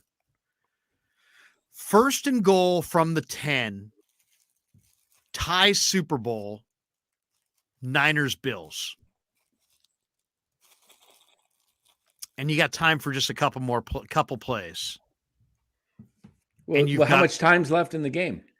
That's what I'm saying. You've got no more than, let's say, 20 seconds. Okay. And the Niners have the ball? Niners are on the ball, have the ball. And it's tied? And it's tied, but they can't kick a field goal. Why? Robbie Gould's was assassinated from the upper deck. Okay. So somebody shot Robbie from the upper deck. in the second quarter. I'm So they don't have a sending in kicker. Wisnowski. Dan, They don't want to go to Wisnowski. They don't want to go to a field goal. They don't want to go to a field goal. The question is this: they got a ton of weapons, but with the money on the table, like kind of like in the Super Bowl against New Orleans, they got inside the 5. They needed a touchdown. You got Frank. You had Crabtree. You had other guys. They had LaMichael James. They had Vernon Davis. What do? They went fade to Crabtree. I want to know. If you give the ball to it's Debo, first he's and going goal down. from the 10, and you got 4 shots at the end zone. What are you calling? Who's getting the ball? My point is the Niners have so many weapons, but do they have a definitive 1, a definitive 2, a definitive 3? In your mind, who is the 49ers' best offensive weapon? Because I think most people would say it's McCaffrey, but under Purdy, it might be Kittle. And then you watched today, and it seemed like it might have been Debo, who, hasn't done much, but just was electric today. And then there was, the last game, watching Purdy throw slant after slant after slant to Ayuk. Ayuk, in a lot of ways, has been their number one weapon. Ayuk would be John Taylor. A claim. I can make a claim, at least, that the accuracy of Purdy and the ball, the range, the radius, I should say, the catch radius of Juwan Jennings makes that combination really, really good. Any Who timeouts are you going left, to Larry? with money on the line? Any timeouts left? No timeouts. Okay, so you're not gonna run it. Definitely Jennings. But who do you? I guess the question is, you're inside the 10 in a tie ball game. Who do you believe McCaffrey in? or Debo, and that's it. No, really? if you've got to throw the ball because you don't have any timeouts, to me it's McCaffrey or Kittle. I'm saying Jennings or Kittle. McCaffrey. This is where I do like the narrative that like McCaffrey's the ignition, because like we all I think walk away from today's game and we're like, yeah, McCaffrey had a nice game. He had a fine game, but man, Debo really stepped it up. Blah blah blah. And then you like go look at the stats and it's like McCaffrey 120 yards rushing, 2 catches and a touchdown, and it's like he just consistently puts up like 140 to 190 yards from scrimmage every game and always scores a touchdown. And I wonder what his stats are since he's come to the team. It's something shocking, but he just does it so workmanlike for a skill guy with like that. The reason I say McCaffrey or McKittle, I almost said McKittle or McCaffrey or McNebo. or McKittle or McCuke. If the Niners win the Super Bowl, McDonald's will have a McNebo Debo down there, because I don't think Debo is great at separation. You can hand him the ball. Yeah, but if he doesn't make it, are you gonna be able to run another play? Like remember like the Green Bay game, like that they had money down, they got it to Debo. Yeah, I think you're taking. I want to get the ball to Ray. I think in 20 seconds you're going to take 4 shots to the end zone, or you're not going to take the chance of maybe the first play if you run it and you get tackled in the middle of the field at the 2-3 yard line. You have time to spike it, get up and spike it, but you don't have time to run more than one, and it has to be your first play, so that you can not make it into the end zone. So that would be my thing. I just think McCaffrey has a way of getting open, and so does Kittle. Man, we're getting close to 11,000 now. We're at 10,923. Okay, only 77 more. 77 more. Can we go over the top tonight? Can we get to 11,000 tonight? Oh yeah, we can do that. I think, Larry, if you do a little dance right now, I think it'll do a little dance. Yeah, do a little dance. Bomber T says Krueg show is number 1. We appreciate it. We did talk to Demo Lenore and Danny Gray, and they both made big plays today. I kind of feel like we've kind of given them some of the Krueg show good vibes. I think if we play a short little interview, we might be able to get over 11,000 if people see the content. Yeah. Can you throw the Lenore Gray? It's only about a minute or 2 long. Can you throw that interview for the audience so you can see them in front of their locker? Arturo says, here's $1.99. Thank you, Arturo. remember, it's just the end of the interview. So yeah, it's just the end. That's okay. We want to get back to the chat anyway. Okay. Do a couple minutes with you guys for the both. Oh, whoa. Danny's on the left, I forgot. Diomedor's on the right. Oh yeah, we had an issue with the camera, so I forgot. This is actually the full thing, but I just stopped it with this still frame until it could pick back up. But I'll just You guys for the every game they play. You know what they used to call them? Big play Tay. Yeah. Big play Tay. All right, best trash talker on the team. Who talks the best game? Anybody make you guys laugh on the field when they're talking trash? George Odom. George Odom? Okay, good.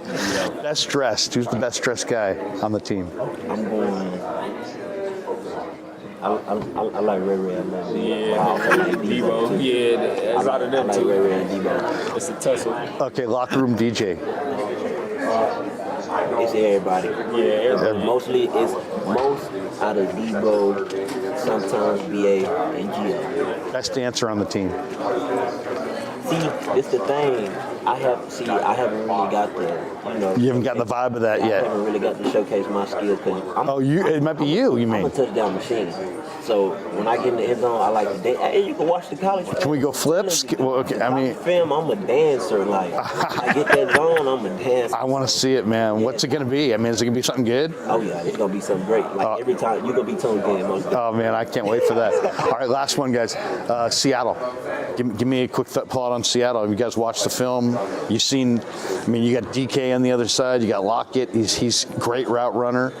And obviously, they got big corners, man. Tariq is a freak. And the other guy, Kobe, was Thorpe Award winner. So what do you guys think of those guys on the film? What do they look like? We've seen them for the last 2 weeks. Not 2 weeks. Well, we did see them 2 weeks, but not last week. Yeah, so we're kind of familiar with what they like to do and how we want to attack. They got some good guys, good athletes, but like I said, we've been playing playoff football for the last, I would say, 10 weeks. Was that 10 straight? They got some. Yeah. They got some guys that roll some length on them, speed, nice speed on them. But at the end of the day, it's about who's going to show them to play fast and physical. Yeah. We're going to show up. We know what we're going to do when we show up, so we just got to see what they going to bring to the table. Appreciate both you guys, man. Good luck to you guys. Football, There you go. Diomedor threw in Smash Mouth football. Yeah. Elmer Arana makes a donation. Light the beam, Kings. Go Niners. What's the light the beam, Rye? Is that a Kings slogan? I think it is. I'm out of that. Yeah, they light a beam my every donation time. was When to they say win a called game. it Larry Brock Purdy. Yeah. Okay, wait. Listen to these stats.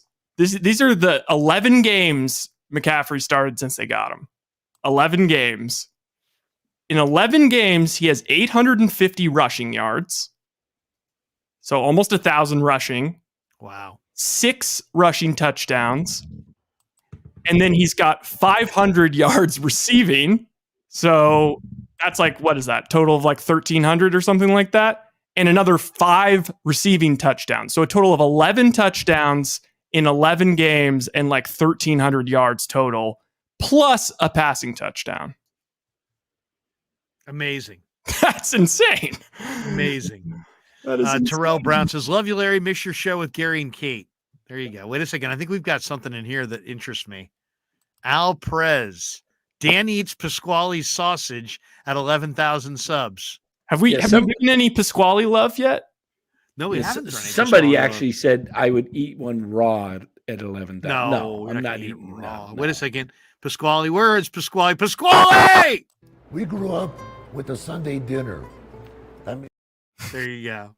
Or that used to be my favorite. We grew up with a Sunday dinner. Now. And then I love Dan at the HOA meeting from his 55 and over community. The roof directly above the hole is on page 2 and is the top picture. This is why the hole was generated, because the roof is... Oh, that's the hole. And then...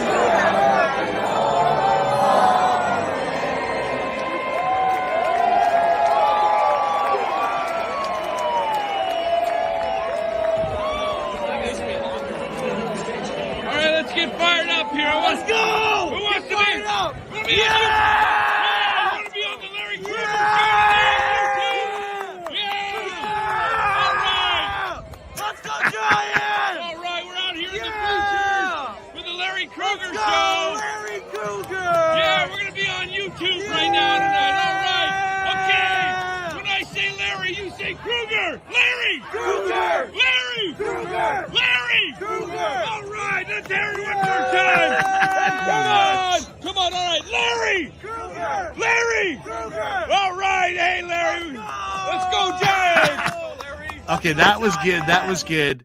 But is it as good as? Hey, Pasquale. Hey, Pasquale. Hey, Pasquale. Dan Cochimilio here. I got the Mr. Purdy. Brock's dad wears this hat. The old Does Jim he? Harbaugh. Yeah, he wears this hat. It's an official Purdy father hat? Well, it's the one he wears all the time. Yeah. Wait a second. No, Mark Grace is 10,000. Oh my, yeah, here we go. We're at 10,925. 10,925. That was an epic one. Dan and I live from the park covering our bet. Do you guys have when you got when the home run was hit and you guys went nuts? I don't have it. I'd have to scrape it up.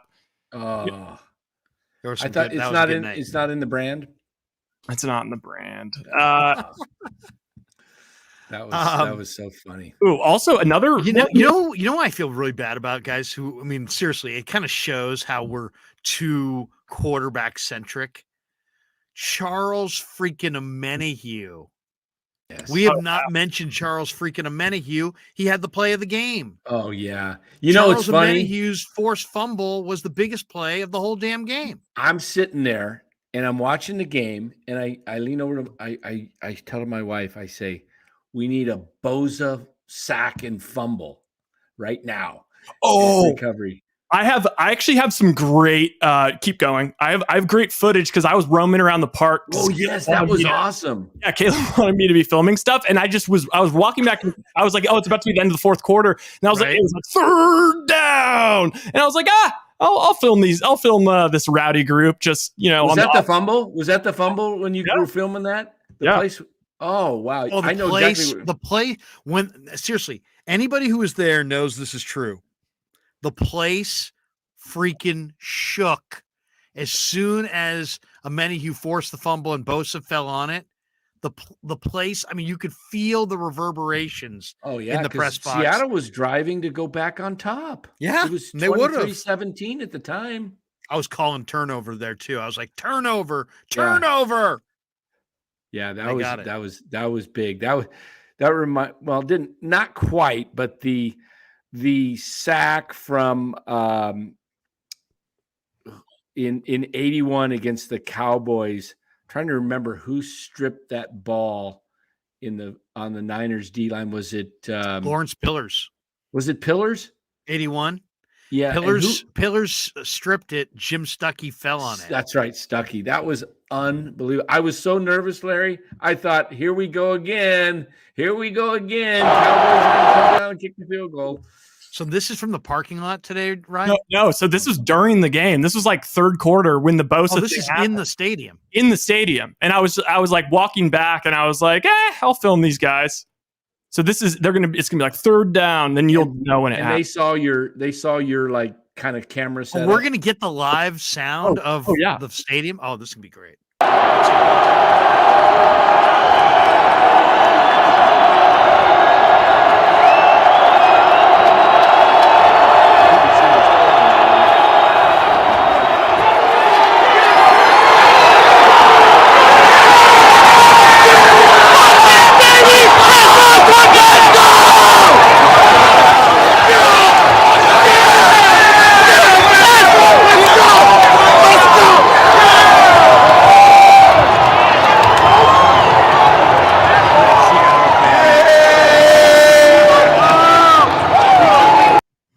What a scene, man. Oh, oops. What a scene that was.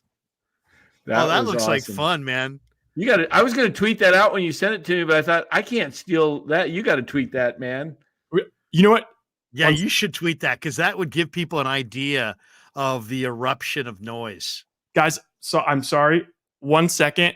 My Grubhub delivery driver, he's here. I'll be back in 1 second. I'm sorry. All right, no problem. Diego Martinez says Purdy made himself the franchise quarterback today. Maybe in a lot of people's eyes, Danny. One playoff win. I mean, at what point? The kid hasn't lost. Yeah. And there's nothing accidental about what he's doing. Like if he was getting away with a bunch of things, it would be one thing, but he's not. Val Ramos with the donation. Thank you, Val. Appreciate you. Thank you. And then Ryan, this is a good point. Could you see Trent Williams like the fridge Perry getting a handoff? Could they stop him if he was moving full speed? Well, that's interesting. One, how fast is full speed?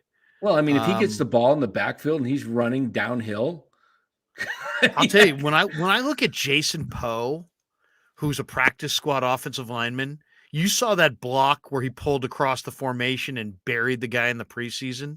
Yeah. He's got athleticism. He played fullback. He's an athlete. Oh, how about that? Give the ball to Poe following Williams in the backfield. or how about just Poe on a fullback dive? Play him as your backup fullback. Speaking of the tonight, watching Lawrence on the 2-point conversion just dive and stick that ball over the goal line. Wasn't that something? 6'6". I mean, he looked like a basketball player just dunking it. Yeah. That was a great call. I mean, now who do the Jaguars get now? Do we not know? They get the Chiefs. I think they're going to get the Chiefs. They get the Chiefs. Are they the lowest remaining seed? Well, they got Baltimore and Miami. They're not going to win either of those two. Right. So they will be the lowest remaining seed. Yeah, it'll be the Jags and the Chiefs, and then it will be I think it'll be the Bengals and the Bills. And and that kind of bothers me that the Bengals that's not on a neutral site. How screwed did they get out of that deal? They're going to have to go to Buffalo when it would have been the opposite if Cincinnati had won. How can you do that to Cincinnati? I mean, Cincinnati would have been the 2 seed had they won that game.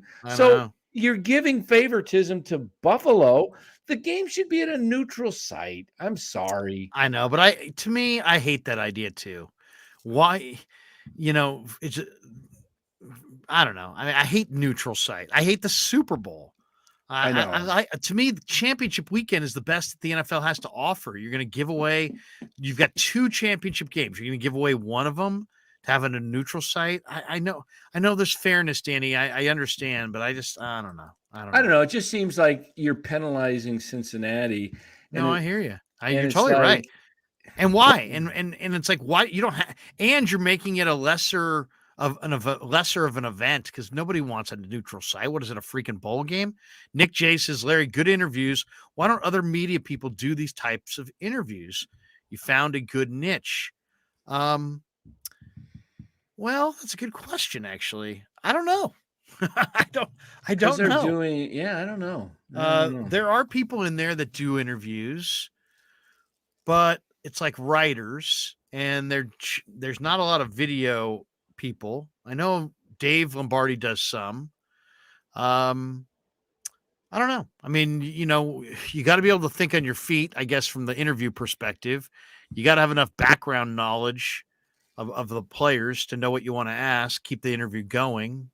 I don't know, but I'll say this. I enjoy it. I really do. And I hope you guys enjoy watching them because as long as the Niners are alive all the way through the Super Bowl, we're going to bring you locker room interviews every step of the way. And we love doing it. Riddy Musich makes a donation. How about that $2 million guaranteed dead money the 49ers organization ate on Nate Sudfeld for Purdy's spot on the 53-man roster? Incredible how that worked out. Yeesh. Yeah, that was the reason that people were giving for why Brock Purdy was going to get cut in August. And when I saw him play in training camp after I had watched him throw nothing but strikes in minicamp. I knew he had something. And then when he went to the preseason and started doing it in the preseason, that just confirmed it for me. By the time it got down to the cut down date, I didn't care at all about Nate Sudfeld's guarantee. Now, at the same time, Jed may have. And this is just another example where Jed and the Yorks, who often get, banged on for their spending habits, Jed has proven that he will spend the money where it's necessary to gain, to follow the advice of his football people. So yeah, they guaranteed Sudfeld a couple $1 million, and they probably had to eat a couple $1 million. But guess what? They knew they had something in Brock Purdy because they know football, and they saw what I saw. And you guys all would have seen it too if you had been at every minicamp practice and every training camp practice, and then you would have saw, because once you watch it every day, all day, you get a feel for it, more than anything. A couple others here that are, let's get to the super chat from Ryan, who says, just once I'd like to see Trent get the ball on the goal line. As athletic as he is, could you imagine handing him the ball? Yeah, I can't imagine handing Trent the ball. But then I'd be so deathly afraid that somebody would take a shot at his knees. And, come on. Z11 says, between Krueger and David Lombardi, don't need anybody else. Stellar. Oh, thank you. Appreciate that. We're absolutely loving doing the locker room interviews. It is very, very cool. And the great thing about it is, this is a good team. Obviously they're winning games. If they're losing games, it's a tough place to be. But when they're winning games, it's a good place to be. But what's amazed me? The number one thing that's amazed me is that, Danny, they went from Trey Lance is the guy, and it was a little awkward, right? Because Jimmy had been the guy, and they went to the championship game last year. But then Jimmy's still on the team. Then Trey's the guy, but then Trey gets hurt, and then they go back to Jimmy, and then Jimmy starts playing the best he's ever played, and then he gets hurt, and then they go to Brock, and now they're playing the best football of their season. And there were several spots there where there could have been clear division, and there wasn't any. And I'll give the veterans in the room, I'll give Shanahan, I'll give Lynch, I'll give the leaders in that organization, players, coaches, executives, all the credit in the world, man. They kept the team galvanized. They kept the team together. Yeah, and this team is they have a confidence, an air about them that they know they're good. In the post-game locker room, Fox showed the little bit of, when they do their little talk and it's Go Niners at the end. Fred Warner was speaking, and I think he started off something like, we're the best blankety blank in the world. We're the best team in the world. So they know that this isn't like, we got, who we going to play next week. They're going into these games like they're stacked. Yeah, nobody's touching us. Danny, I was driving back from Levi's in the rain, and I had it on I think it was Fox Sports Radio, and they had some national broadcasters, and they were just like, man, the 49ers look overwhelming. Like their talent looks like the best in the NFC. So, I don't want to say the expectation is to win the NFC, because you're going to play the championship game if you get there on the road. I think it's going to be, but their talent, I think, is explosive. I'm hoping for what I'm wanting to see is just Minnesota beat Minnesota at home next Saturday. Dallas goes to Philly, beats Philly. Dallas comes here on a, championship Sunday weekend, and, Niners just take it to them. Mr. Espantos, I just woke up my wife and asked her to log on to her YouTube account and subscribe. All right. Hey, that's a great idea. You know what? Everybody in this room incredible. Who has a significant other, wake them up. Wake them up.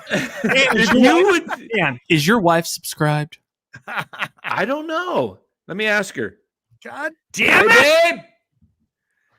Get her Love? to subscribe. Hold on, I'll be right Get on back. to bed soon. I'm going to get her to subscribe. If everybody We've got though in the chat, 10,944. hey, just think if we've got 933 people in the Should we chat, go live till we get to 11,000? what happens if all 933 or let's say 700 of them had somebody in, significant other, got them to subscribe right now, and all of a sudden we hit 12,000 or something tonight?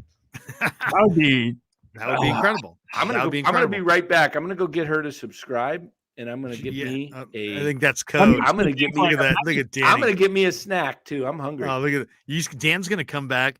Get some of those. Get your wife to get some of those chicken wings in the oven for you. Yeah, should I? Yeah. Yeah. See if she can do. It's a big night, Danny. It's a big night. It's a Hold big on. night. It's All right, I'll a be right big back. night. If you're like Grant, or somebody that has like 50,000 subscribers and like Right. 10,000 Tell a people in the friend.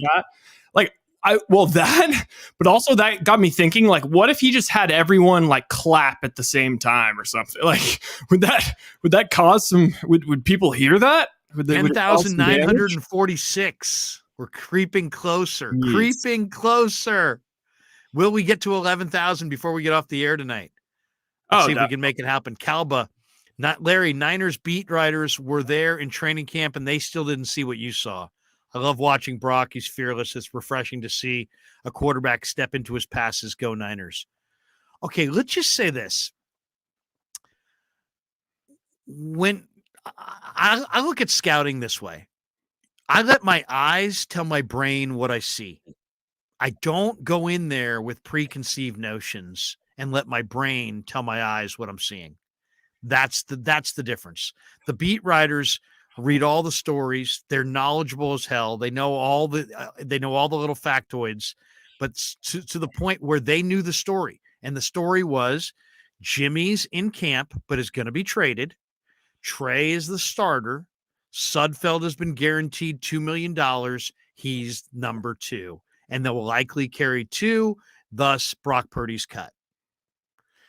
But they just didn't see that. They didn't do the due diligence on Brock Purdy, who he was as a player.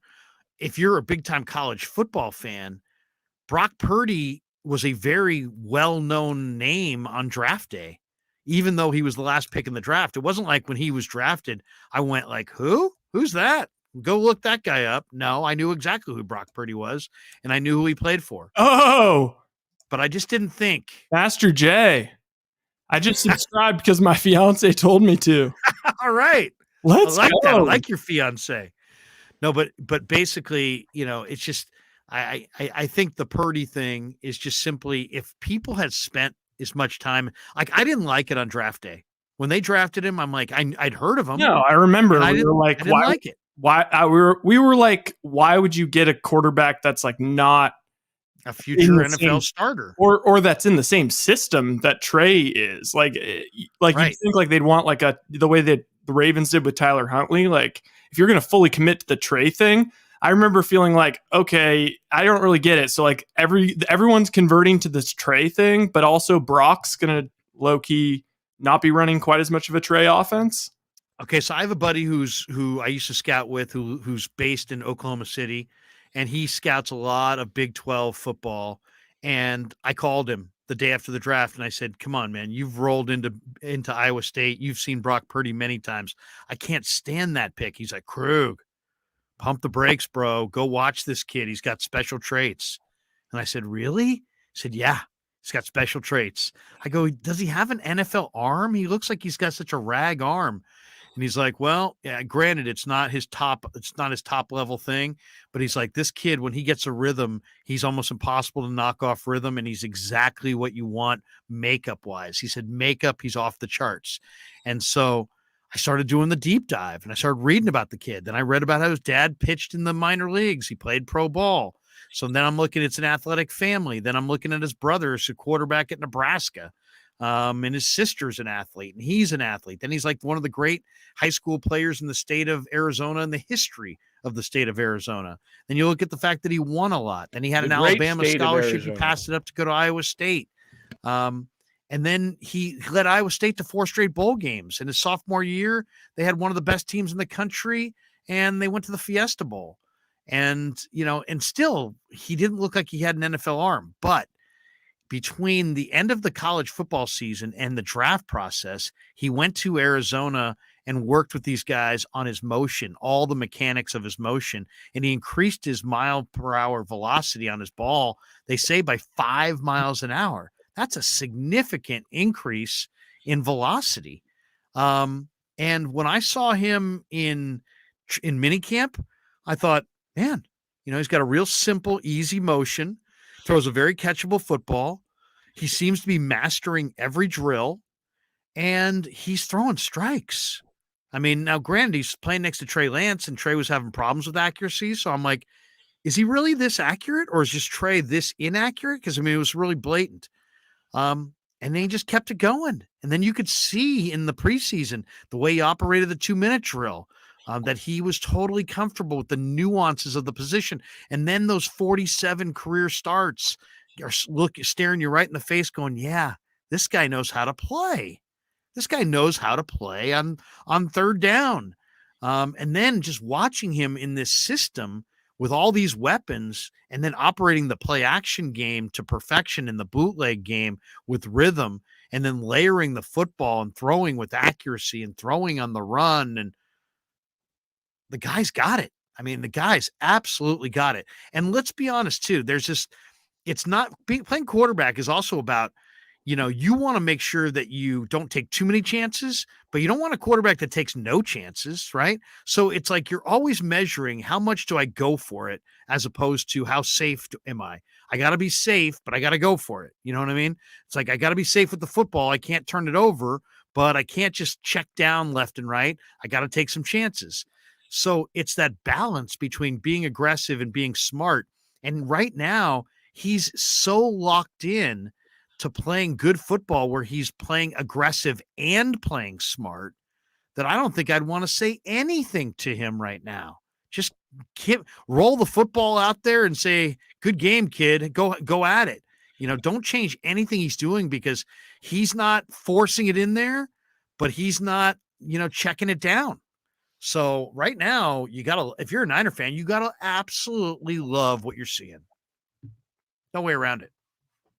Yeah. The problem is I think we all have that little part in our brains that's just a skeptic, and that just runs patterns and is is this how often has this happened before? Or has this even happened before?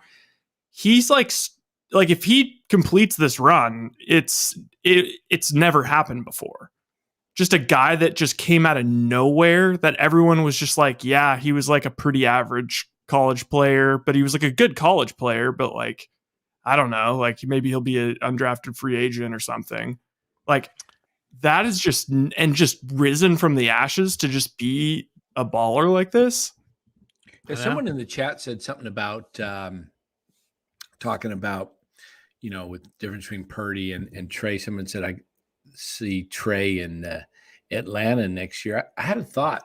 What happens if Minnesota, let's say they lose tomorrow, or if they get come to Santa Clara and get blown out? Could you see the Vikings maybe? So I'm sorry, Dan. See, this is where because I don't watch the college game as close, but senior softball game says he was an elite college player. I can't even tell. I don't even realize. I can't tell. Are you talking about Purdy? Yeah. He was. I wouldn't say elite. He was. Well, he was good. Third in the nation in completion percentage, and he was a 4-year starter. He was. He made Iowa State go to 4 bowl games. He made a lot of bad plays that you could. There's some highlights of some really, really crazy. I think people got. They played some better teams, but he was forced to do it all. But he kind of stagnated. I feel his stats, at least, and just also when I listen to college football people, even the Barstool people, pardon my take.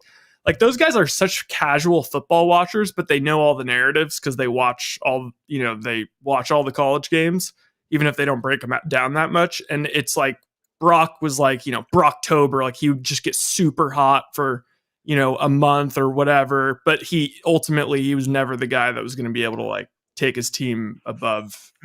But in college, he was forced to to do more than he has to do now because he didn't have stars around him. He had Breece Hall though. Yeah, he had Breece Hall as a running back, but he didn't have who's the big receiver they had, Akeem, whatever. Yeah, but when you have like, but if you're like this good, Dan, if you're like this good, like you should have freaking dominated college football.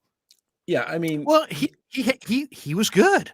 I mean, he was good, but he didn't have the weapons. Look at his record. He was 30. I think he was 30-17. In college. Yeah, Iowa State though was like a mid. What were they? Fourth, somewhere around fourth in the Big 12, fourth best team, fourth, fifth, and the Big 12 is not, the Big 10 or the SEC or even the Pac-12.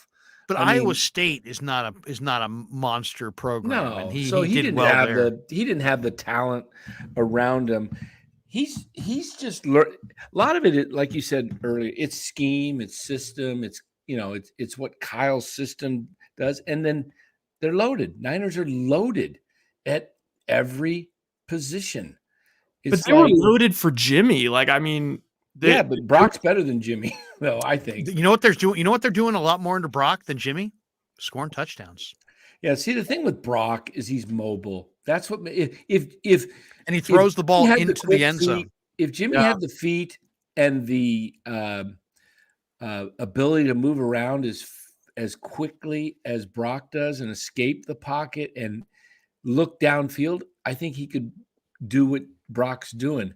But Brock has a special talent, in my opinion. Let's put it this way. He also processes way faster than Jimmy. He reads the field. Where Jimmy gets locked on to one side of the field a lot. Brock is a rookie taking on a very complex offense and making it look kind of easy. Yeah, if you go back and look at the highlights of today's game, you'll see him scanning, looking left. And then he kind of they actually did a close-up of his eyes on the replay, and they showed him looking left, and then he came across the middle and he looked, and then he saw Mitchell on the flat and hit him. Yeah. I sat there we were sitting next to Rye on one side and Caleb from the Niners on the other side, and I'm like, Jimmy Garoppolo does not make that last read. He's not patient enough. His feet aren't quiet enough. Right. He doesn't go through his progressions as consistently. He never would have gotten all the way backside because there were some bodies around there. Now, there weren't people flying by him, but it wasn't like he was, standing in the middle of an empty field. I mean, he was in the pocket, but there was still rush going on, and he surveyed the entire field. And you're right, Danny. This was his absolute third look, and it was after he took two long looks at his first two guys, and then he just pivoted the hips, looked over, saw nobody was there, flipped it out to him. But it's like that throw that Brock makes look like just a total layup. Like, I see Mitchell over here. I'm going to dump it to him. But it's the mechanics from when you identify where you're going to the ball coming out of your hands where he's perfect. And I don't know if it's from playing second base, baseball. Baseball. It's baseball. I'm telling you, because I played short. It might be. And I played second. It has a ton to do with it because you're constantly, scooping up a grounder and flipping it over to second. He's playing basically like he's like Joe Burrow almost. Yeah. But Joe Burrow was like the greatest college football quarterback have seen in my lifetime. Baseball has Danny, hold on before you go. I think that's an interesting one because what did Joe Burrow have at LSU? Because I agree, in college, Joe Burrow that last year at LSU, that was one of the greatest things I've ever seen in my life. But look at Joe Burrow. Joe Burrow with LSU had the equivalent of what Brock is enjoying right now at the Niners. Joe Burrow had Thaddeus Moss. He had Jamar Chase. He had Terrace Marshall. He had all these badass Justin weapons. Jefferson too. Didn't he? Justin Jefferson. Justin Jefferson was his number 2 receiver. Right. Wow. Chase was 1. Yeah. And those guys are, that right there. Who would you rather have? Oh, definitely. I would take Burrow. I think Burrow's like between Jefferson and Chase. Because I think those are the 2 best receivers in the game today. It's funny though, because it's like even Both LSU Tigers. It's actually the Go perfect. Tigers. It's the perfect example, Larry, because like everyone thought of Justin Jefferson in a certain tier that because he was a number 2 receiver, but it just turned out that his number 2 receiver, like it's just like what are the odds? You know what I mean? And like so because of that, like everyone figured, oh, okay. Who wins that game if LSU with Joe Burrow and those receivers versus Georgia this year if they were to meet it? Joe Burrow. LSU would freak. That was an all-time. That you could not beat that team. That was LSU. unbelievable. LSU. Team. That's the most talented college football team I've ever seen. That GTC Real says if Larry ever gets a statue of himself at Oracle Park, his statue would be of him wearing the 2015 yellow Warriors long sleeve jersey. Great. Yeah, great. Corey Cooper says with all absolute respect. Wow. The best thing to happen to Bay Area sports journalism and for us sports fans is when the idiots at KMBR turn Larry into a free agent. Love this show. Thank you. Corey, love you for saying that. Awesome. Jose says, I appreciate the work. Keep it up from Portland, Oregon. Where are we at on the subs right now? All right, let's see. I totally forgot about We've lost 150. No. Let's see exactly. We're getting close. Have we crested the hill? I'm actually shook about this Purdy thing. Like I can't believe it. Like that he's this good. I'm still not all the way there. Like this is, I guess I'd put it this way. If he was the number 3 overall pick in the draft, I would sign him to an extension tomorrow. Yeah. And just pay him the most money ever. Think of Kurt Warner when he had that unbelievable year and he was like a free agent and a there's a reason these things are like 1 in a million. Yeah. Like, I mean, what are the odds that we're the million? Well, and we've met him and there couldn't be a nicer guy. So not only that, there's that too. It's like I sometimes I'm like, wow, I can't believe they stumbled on Brock Purdy. But then we've gotten to know him, and his makeup is like literally exactly what you want, man. Oh, a total. This guy's he's exactly what you want. 420. He's humble. Okay. So here we go, guys. We're 39 away. We have 10,961 subs. We are. Is that right? 31. It's 2 minutes to 11. Look at Nick J. How many we got? 10,000. 10,961. Okay, we're 39 away. Can we get 39 in the next 2 minutes? Okay, before 11,000 years old. That makes him the youngest player in NFL postseason history to throw for 300 yards and 3 touchdowns. Is that true? This guy might go undefeated. He might finish his rookie season undefeated. No one's ever like that. Sounds insane. He came in and will finish his rookie season undefeated. He'll be like viewed as like perfect. It'll be like the perfect rookie season. The greatest. He'll be perfect. Oh, stop it. Brandon says, why did Purdy not complete over half of his passes the first half of this game? Why does it seem like they always have to adjust in the second half? Well, you got to remember this first playoff game. Probably some nerves. Reasonable. Simple, let me just say this too. If you don't give a shit, then maybe it's easy to just kind of not be too nervous. But if you care as much as we know Brock cares, he probably was pressing a little bit. But man, in the second half, what did I say he completed in the second half, right? 82%, something like that. Was it even higher? He was like 9 of 19. What did he finish up? He was 9 of 19 at half. It was 82%. In the second half, he was 9 of 11. Okay. For 185 yards. And one of those was a dime to Ayuk. That he dropped. He should have been 10 of 11. Did you see 10 of 11 with another touchdown? Did you see Ayuk on the bench? With 5 touchdowns. Yeah. Did you see Ayuk on the bench? They showed him on TV. He threw himself on the bench, laid back on his back, laid down, kicked his legs. It was like pissed off at himself. Well, you know what's funny? Ayuk is kind of a quiet dude. I mean, I don't know if he's a quiet dude normally, but at least in the media sessions, he's kind of a quiet dude. But he also when you start talking about Brock, he lights up and he wants to tell you how much respect he has for him. Oh, everyone does. It doesn't ever feel awkward. No.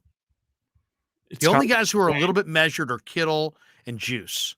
Somebody says in the chat, and I think that's all because new they're tight with kittens Jimmy. will be named Purdy. I think all new kittens are going to be named Brock. We're going to be a big uptick in Brock's. Are these like Brock Lesnar babies or something? I was driving back and I was driving back listening to the post game show on KMBR and I heard the Paulie Mack has a Brock Purdy song. Oh my God. Did you hear what it is? No. Twisted Sister, I Want a Brock instead of I Want a Rock. That's pretty funny. That's pretty good. Did you guys hear from I got to give Paulie that one. Did you guys hear from Softy if he got a ticket last night, or did he get a? No, he said that the cop recognized him and let him go. Oh, cool. I think Softy's such a radio veteran; it may have been a bit. Oh, I would send a note to Softy to come on now, but it's bad enough. It was Softy. I don't want to, Well, he did say he liked the Niners to win it. He did. The NFC. He did. So I mean, but I'll tell you, at halftime, did you think the Niners were in trouble? I was nervous because Softy said when I was listening to the interview, "What chance do the Seahawks have of winning?" And he said, "If they're ahead at halftime." And I'm like, "Oh crap!" When the penalty on Ward happened, I said, "Oh, if he makes this 56-yarder, that's a bad omen." Because Softy said this, I thought, but then I started thinking about it after I had time to sit down, get something to eat, relax, and then I said, they're going to come out and score on the opening drive. I didn't know that it would be such a blowout, but I really said, like I said earlier in the show, when Abrams twisted Debo's ankle on a cheap shot, it fired up the entire team. Kyle said we were pissed off. You don't try to take out if you want to throw your body around and play super physical. The guys on the Niners sideline will respect you. Why? Because that's the way they play. Yeah, right. But if you're just some Johnny Jackass and all of a sudden you're just going to start yanking a guy's leg and trying to hurt somebody, well, was that you're messing with his money? Hurt? You're messing with his family. As Marshawn would say, you're messing with his chicken. Do not do that. And that crosses a line. And I like Abram, but he runs a little hot.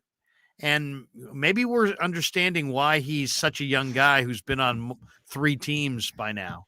So if you were to ask, if I was to ask you after today's games, who's the calmer, more surreal Bosa of the two? Yeah, definitely. Did you see Joey go off? I mean, he slammed his helmet down twice. I thought he was going to get ejected because he'd already had one unsportsmanlike.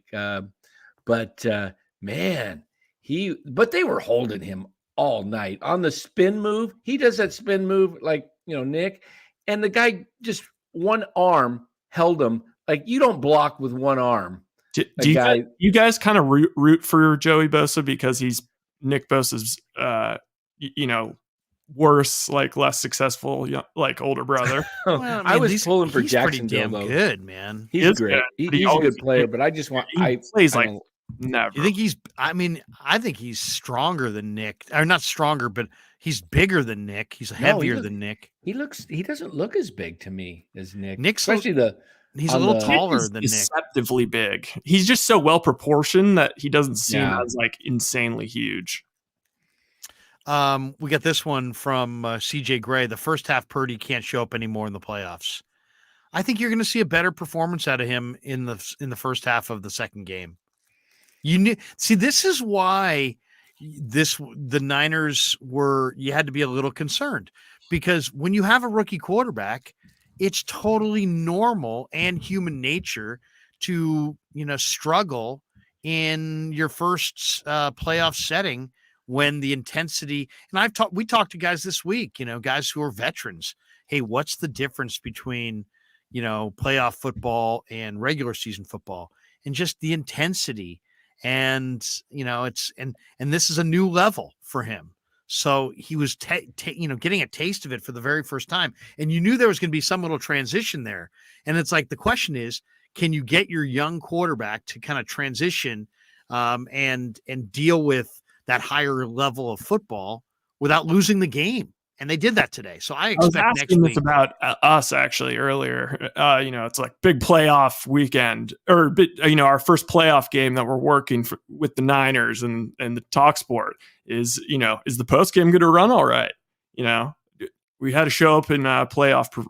We had to show up in peak performance. That's right. We didn't know how it was going to go. We didn't know if Will Gavin would fall asleep or not. Oh my God. We had no idea. That is insane, Larry. We just did not do a pre, nor did we do a post. And we've done so much this week that it's cool. It's awesome. Val Ramos says, when they drafted Purdy, I was stoked. Val, really? Val, we need receipts, Val. Val, do you have video of you being stoked? Video evidence. I want to see how elated. Were you elated? Yeah, were you elated? Like the Giants were for those 6 days before they yanked Correa's sheets. Larry, this would be one of the great victory laps like anyone has ever had. Like, this is like, how worried are you? Like that it's like, this could be like the greatest victory lap of all time. What do you mean? Just like you calling Purdy, like nobody else was like. Well, I mean, I'm sure there were other people that liked him. I saw a video right after the draft of a guy who had a lot of great things to say about him, and that was one of the things that kind of opened my eyes. I was like, look at this guy. It's always couched like that. It's like he had a lot of great things to say about him, but it's never just like, oh, that guy's so good. That guy's got such a rocket arm. I will say this. There's a few things that are really important as far as traits. Hand size. He's got bigger hands than Trey Lance. Does he have bigger hands than me? Well, I don't know. Those are pretty big mitts. Can I see those things again? Yeah. Can I see those dainty little... Those are mittens, Larry. Can I see those dainty little dandies? Look at that thing. Oh, my gosh. That's like Shaq's hand. That was my problem in basketball. You should like sew on some. Danny I'm gonna get some. Danny does financial advising because he tried a career in dentistry, and his hands were too damn big, and they couldn't fit in people's mouths. Let me tell you, in high school, I could dunk a basketball, but I could not. I didn't have big enough hands from the dream. I had to really keep working to do it with two hands and get up high enough to do it, but because I couldn't hold on to the ball enough to, it's just. Oh no! Yeah, I could never dunk. The only thing I ever dunked in high school was a tennis ball. I could never dunk in high school. Never. I think there was one like hot summer day. I was like a sophomore in high school. And I could jam like a small like a tennis ball or a small basketball, but I could never actually get up high enough to jam a regular. Somebody's asking for receipts. Okay, I'll show you a layup coming up, but it was This was my sophomore year, not my before my head. Before my Achilles blowout. I couldn't dunk it until my senior year. Now we're not talking about Oreos and milk, right? No, we're talking about real dunking. Connor Maurice says Brock is better than Josh Allen. Okay. All right. That's all right. Rick Killeen says watching from Hawaii, Larry. Might go to the game next week. Rick, where in Hawaii? My favorite beach in Hawaii is definitely Hapuna Beach at the Western Hapuna Beach on the Big Island. Yeah. Oh my God. I would recommend anybody go there. I mean, the beach was spectacular. I mean, unfreaking believable beach, bathtub like water. I mean, every day I would just walk down there and just go body surfing for like 2 hours, just swim in the waves, go back, get a little lunch. Oh man, it was absolutely incredible. Did you ever go to the Grand Wailea? Yeah. Oh, That's in Maui, you mean? Yeah, in I Maui. love that place. Yeah, so on my honeymoon, we stayed at the Ritz-Carlton because my buddy owned a condo on the Bay Course. Oh, and I wound up playing the plantation course, and we stayed there for 2 weeks, one of my good buddies. And then we went down, my wife and I went down to Wailea to do some kayaking with the sea turtles down there. They got really cool sea turtles. And but it's a little dry in the south side of Maui for sure. Yeah. But the Grand Wailea Resort is just freaking nuts, incredible. As a young child, I think I stayed there one time for like something with my grandma, both my like grandparents, big family thing. It was just like a couple days at the Grand Wailea, and it was so cool because they have all those water slides, and you're just mobbing down water slides as a kid just in Hawaii. Like it's so sick. It's incredible. Parents got drinks and books. Who is more deserving, do you think? Shanahan for Coach of the Year over Brian Daboll, let's say, or Lynch for Executive of the Year against Howie Roseman? Shanahan. Why? Third string quarterback. Lynch drafted that third string quarterback. Yeah, but I don't think he drafted him without Kyle's knowledge, and input. I mean, Lynch, though, look at Lynch, George Odom, Ray McLeod. Look at some of the pickups they made. Christian McCaffrey. I think Kyle's in on almost every transaction player. I mean, I think Kyle doesn't he have final say over the roster? I think Lynch does, actually. I gotta look that up. I'm not sure. I think But either way, I mean, you got to give Lynch is the general manager. Both, you got to give Lynch. They're both. Yeah, this was an incredible offseason for Lynch. He's done great. Yeah, absolutely. Okay, let me ask you this: we asked Spencer Burford in the locker room. Did anybody say anything at halftime about, was there frustration over Jimmy Ward? Jimmy Ward had that penalty right before the end of the first half. And he's like, no, we were very focused and we, determined to come out and have a big second half. But what were you thinking when Jimmy Ward crushed Geno Smith on the slide down, got the personal foul, put him in field goal territory, and then Myers ended the first half by retaking the lead on the long field goal, 56-yarder. Yeah, wasn't Jimmy's finest moment. Kind of fit Jimmy's say, you want to run? I'm gonna hit you. Earlier in the locker room, he said in the year, you run, you're gonna pay for it. It was not a good. I found a Rappaport report that says the plan is for the new 49ers coach Kyle Shanahan to have control of the 53-man roster, while GM John Lynch has control of other facets. I think John has control of the draft, and I thought the final 53, but maybe I'm wrong. Maybe. Oh no, you know what it is? John has control over free agents, the draft, and the 90-man. Kyle has control over the final 53. That's it. Oh, okay. That's makes sense. So like Lynch puts together a 90-man roster with his scouts and whatever. Yeah. And then when Kyle's whittling it down, that's not as much about Lynch as much as it is about Kyle, his assistant coaches. But Lynch has a say in that too. I mean, that's the beauty of their situation is it's the central relationship in the football organization is Kyle and John, and they're in lockstep. And you can't say that about Trent Baalke and Jim Harbaugh. So I think I think Jed finally understood. Jed made a number of mistakes. He hired Mike Singletary in the locker room, right? He hired Harbaugh, but he didn't he had Baalke there ahead of Harbaugh, so I think he finally has the right structure, which is the GM and the owner, the GM and the head coach have to be tied together. They can't be from different regimes with different agendas, with different timetables, with different, you know what I'm saying? So I think that's really important. And the Niners have that now with Shanahan and with Lynch. At least they're tied together.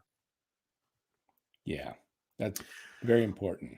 Another super chat here from Jaguayo. He says, the crazy thing is I'm getting the vibe of 1981. I am too. That sounds crazy. I'm also getting the vibe of, the 49ers were like, they were like a team that was like led by their defense, and the offense did just enough. And then you replace Jimmy with Purdy, and now the offense is spectacular, scoring 30, 35 a game, today over 40 a game, and they still have this killer defense. So to me, it kind of reminds me a little bit of the 2002 San Francisco Giants baseball team, from the standpoint of that year, the Giants had good pitching, but they scored 4 runs a game and they struggled to win. They picked up Kenny Lofton. He lit a fuse at the top of their lineup. The Giants, in like the final 35 games of the year, went from averaging like 4.2 runs a game to averaging like 6.5 runs a game. And they had this gaudy record down the stretch. They carried that offensive momentum into the playoffs, and they rode it into Game 7 of the World Series against the Angels. We all know how it ended. But, and that's what happens when all of a sudden you're scoring at one level and you add a piece to the puzzle and you dramatically increase your production. It's making the Niners look like a juggernaut, because other people are noticing. Like, national prognosticators are looking at the Niners going, wow, they've got that defense with all those pass rushers and all that talent, all that speed at linebacker, and they've got these weapons. Now they've got this rookie quarterback who's distributing the football all around. Man, the Niners look like they're going to be a tough out, and they're going to be a tough out. You know what? Okay, I finally figured out how I'd describe Brock. I feel like Brock, or to me, how I feel on him is like, let's just say like, because I don't want to say the thing about like, oh, Shanahan can make any quarterback, win like this in this system.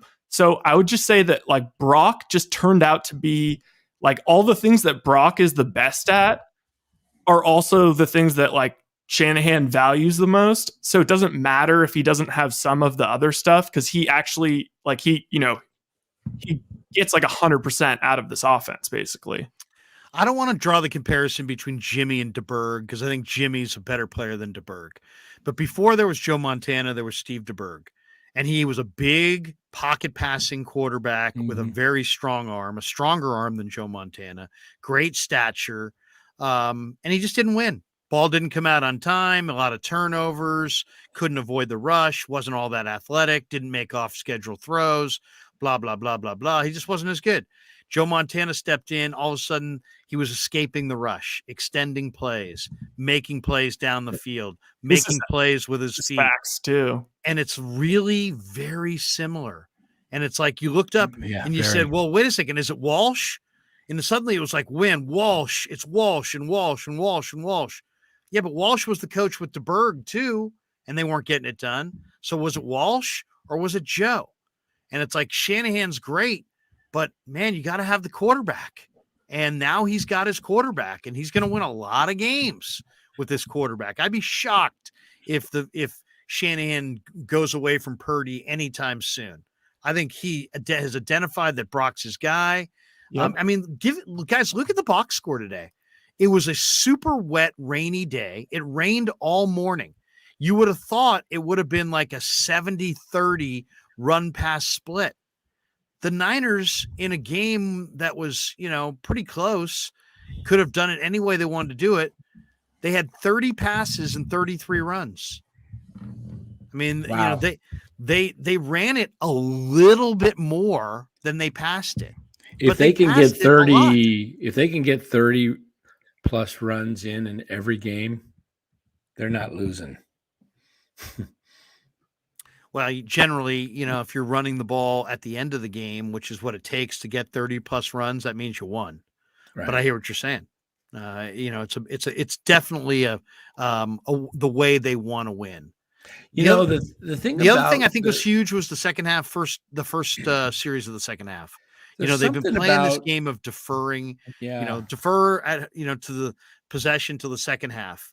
And then, they got the ball in the second half, and I thought that drive really solidified the game. The one thing that's interesting to me about the running game is McCaffrey a lot of times breaks some big plays, especially when they're either kind of a sweep where Kittle pulls, but he also has a lot of plays where he loses a yard or two. when they just run them straight up the middle. Yeah. And I don't know why that is, but he's either kind of breaks a, 8-yard gain or sometimes a 15+ yard gain, or he loses yards. I know what you're saying. Like, he gets to 4 or 5 a carry, but he does it a different way than like Nick Chubb. Yeah. But it's long bombs. Yeah. Clarence Molina makes a donation. He says, great content, guys. Great win. Purdy checks another box. First playoff start, first playoff win. Elusiveness, escapability, quickness, and poise, all on display. Go Niners.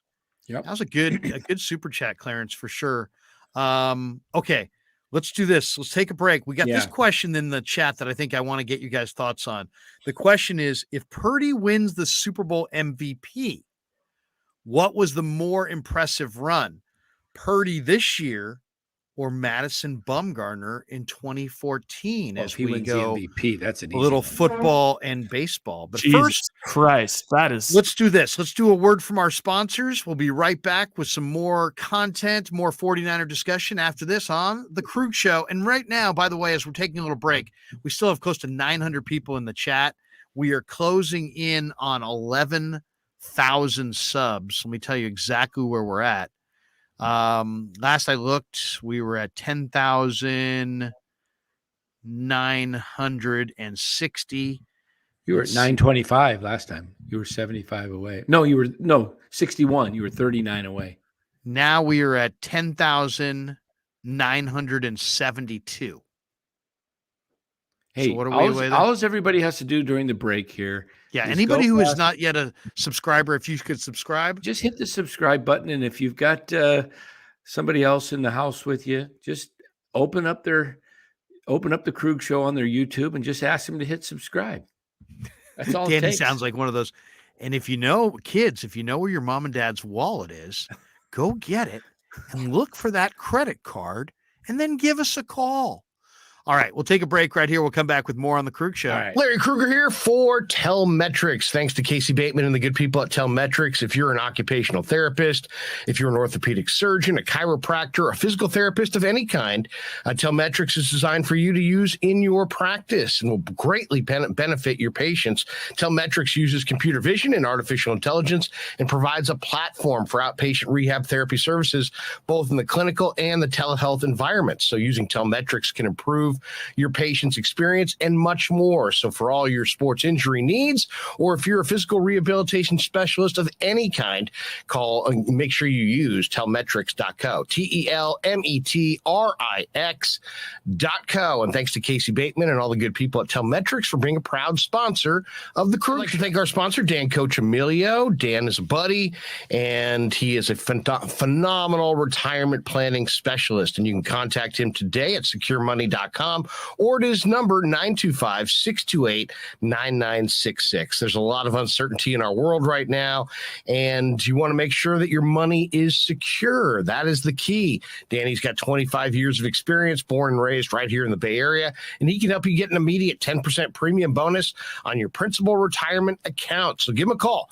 925-628-9966.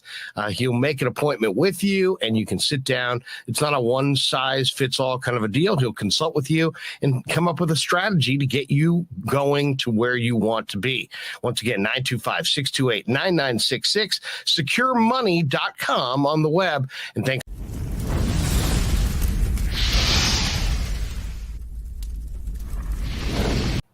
And thanks to Tony Cassera and the good people at Cassera's Italian Menswear. They are housing the Krueg Show t-shirts, and they're a proud sponsor of the show as well. The Krueg Show t-shirt, the Krueg Show podcast t-shirt is available there at their store in Dublin. Their address is 7372 San Ramon Road in Dublin, California. And go see Tony Cassera and get yourself a Krueg Show t-shirt and support the show.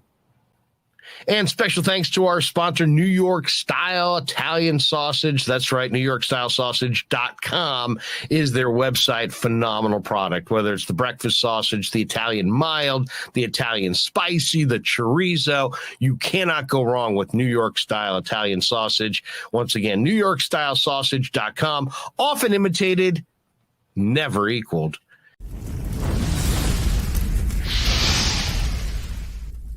We grew up with a Sunday dinner. That means no matter how busy you were, no matter where the hell you were, you came to dinner on a Sunday night. Yeah, Sunday dinner without sausage, it's like a church without God. You know, how can you go to church if you don't believe in God? You know, and along with the sausage also became the discussions. That was discussion night. You know, it wasn't a typical family that you sit there and you're quiet, you know, and you don't talk with a mouthful. Oh no, man. Italians talk when they're eating. Italians even talk when they're sleeping. And definitely we talk with our hands. So if we can't express it through our mouth, through our lips, we express it with our hands. So, and that's what sausage is, really. It's an expression, you know, that life is good.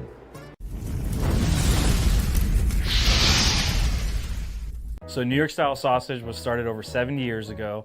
We are the largest producer of fresh Italian sausage on the West Coast. What makes our sausage in New York style is really the recipe came from back east, from New York, you know, from Connecticut.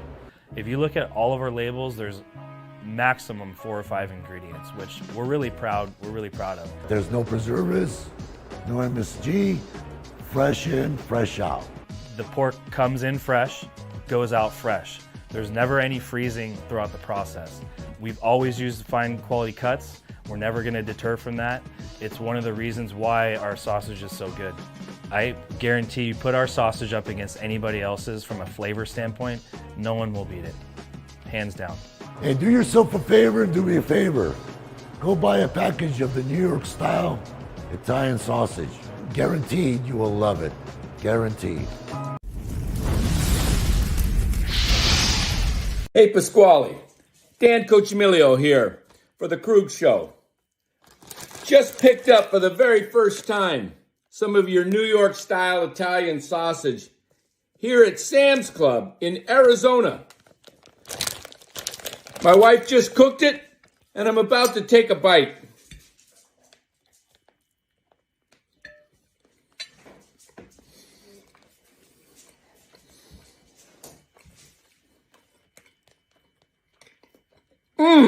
Man, this is good.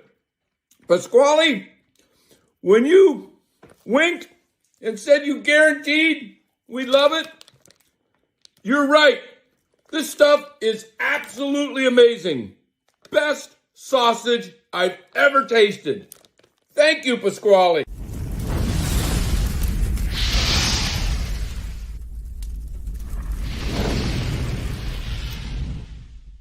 All right, we're back on the Krueg Show. A couple final thoughts here as we come to you after Niner football. Clarence Molina has become a YouTube member. So way to go, Clarence. Absolutely outstanding. Woodpit 420 says subscribe for Pasquale. We are now at 10,981. 19 to go, Debo. Hey, I got something. I got something for everybody. I want to see if we can raise some funds here or get these 19 subscribers here. I've got some what do you got pet there? Probiotic chews for Buster. And we're going to see in the chat, how long do you think Buster, when I tell him to leave it, how long can Buster refrain from what kind of self-control does Buster have? How much self-control? How much do you guys think my Buster? And take a look at Buster here. He is ready to go. He is so fired up with tonight's game. Look at Buster. Look at Buster's jersey. Look at Buster's jersey. Damn. Buster's looking lean and mean in that jersey. Okay, here we go. Buster, I need you to go sit over here. So get back. Go get back. Get back. Get back. Get back. Get back. There we go. Okay. All right, sit. Sit, Buster. I'm going to drop this right here. Here's drop the puck. Okay. Leave it, Buster. There it is. All right. How much you guys think Buster? How long will Buster sit for? Yeah, he's going for 5 seconds already. I got him on the clock. He's just going to sit there and just kind of wait. And he's very patient. Would Ringo wait that long?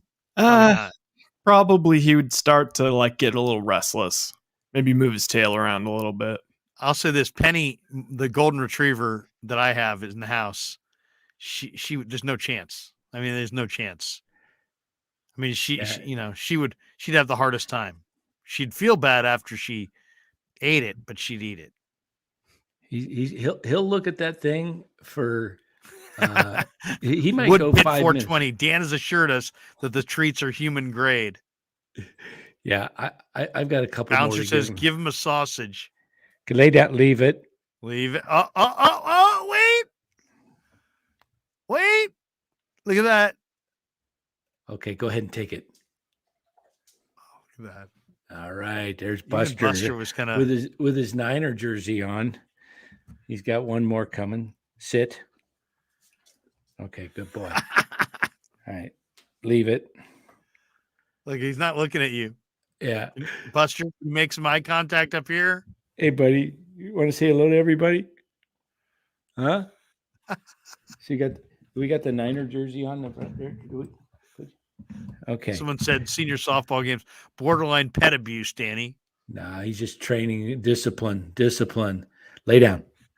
The car gods. He's like, fuck that dry ass treat. Good boy. Okay, good boy, Buster. Hey, come on. Let's get the chat in here. Let's see how many we're at. Let's get up to 11,000. I mean, can we get up to 11,000 before Buster eats this? No. You guys, how fast? Who? Well, okay. Right now we have roughly 800 people in the chat, and we are roughly 19 away from 19. reaching 11,000. Come on, if 771 in the chat, have all of you really hit subscribe? I don't think so. The odds are not. You can't lecture the. You're No, not allowed to I don't think all lecture the seven. audience. I don't think all 771 are actually subscribed. So look at him looking at that. He's looking at it even closer now. That's like Danny staring at people, making them subscribe. That's Buster. Look at Buster's. Is his mouth on the ground? He's just staring at it right now. Let's see if we can get a little. Can we get a close? Oh, look, he's looking. He's kind of looking away because he kind of knows he's on camera. Come on. All right. So will he eat a complete? Oh, Buster would eat a complete if you gave him a complete. You kidding? He'd love a complete. Go ahead, Buster. Eat it. Take it. Take it. Look at that. He's like, okay, all right. That Dan Cochimilio guy ain't bad. Somebody said run the 40 again, Dan. Remember that one? Yes.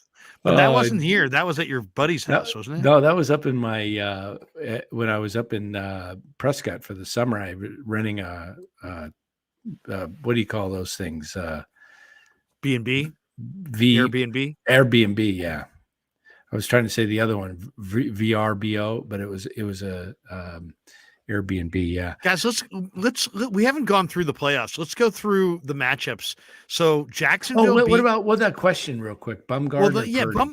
Bumgarner or Purdy. What's the bigger story? I thought about it a little longer. Yeah, what do you think? I mean, what Bumgarner did in 2014 in the World Series was one of the greatest World Series performances in the history of baseball. And that is not overstating it. No. And that was one of the greatest postseason accomplishments in the history of a game that goes back to 1870. Good boy. You know what I mean? So, how do you say this is bigger? But I'm going to go care with more about football than baseball. He was the sports. He would think about that. He was a pitcher that didn't even win like a Cy Young or anything. That won. Yeah, I think I'm going with Bum. I'm going with Bum because it was 2 days more rest. of a. Yeah, but Dan, that means that he's going to have 3 more good games and win a Super Bowl. Imagine that. I know. The reason I'm going with Bum only for 2 reasons. One, it was Game 7, as Romo said, and 2, it was more individual because Purdy is doing it. He needs all 11. I mean, what Bum did. Well, it wasn't just that Game 7. Yeah, it was Game 5. It was Game 1 or 2 or whatever it was. Yeah. it was the whole stinking series. And the here's playoff itself. where Purdy would exceed Bum. Okay. I was thinking about this. I would put Bum in front. But if Purdy, we've already seen Purdy throw some incredible dimes. The passes that Kittle caught, amazing. The pass that Ayuk dropped in the corner of the end zone. Imagine if Brock Purdy beat the Chiefs or the Bills with that same pass that he threw to Ayuk today, except Ayuk holds on. Oh yeah. Are we doing fan fiction? we're doing fan. No, we're actually talking about plays that Brock has made that if he just made them in the ultimate game, they would be in that bum category. Okay, shameless. If he wins, his nickname will become, you know what I'm going to say, Brock the Big. Yeah, if he does something. Okay. They'll start calling the Rookie of the Year award the Brock Purdy Award. Wait, speaking of fan fiction, I'm pulling the most Dan move ever, and I actually am not only going to tell you about what I just tweeted, I'm going to share it on the screen. All right. Just because it's some good fan fiction. Matthew Mears is like, never in my life have I heard so many what ifs. So this play, I just watched it again, and he actually is just prime Russell Wilson in this play. Like it's prime Russell Wilson with like a little bit of Rodgers. So isn't that what it feels like? Like it's almost like we're in like a Space Jam world, and like Russell Wilson and Aaron Rodgers lost their like abilities, and Purdy just inherited them like out of nowhere. Because this is unprecedented. What do you guys think also of his? So crazy. We're getting closer. We're at 10,986. Wow. We're 14 away. 14 away from 11,000. This is just like this performance by all of the viewers right now. It is actually greater than Madison Bumgarner's World Series performance. You guys are just gutting it out, getting wives involved. Yeah, seriously. Yeah, wake up a close friend of yours and have them go onto YouTube and just follow the show. We got this one from Corey Cooper. The Purdy rollout play could have been the catch part 2. No joke. What if Purdy beats Kansas City or Buffalo in a Super Bowl? I mean, that could be incredible. Oh, look at this, Mark Graves. Oh my God, Graves, you're the man. $50 donation. Look at that from Mark Graves. Awesome, I dare you Graves. to stay on until 11,000, Larry. Let's do it. We're here. We're in the landing pattern.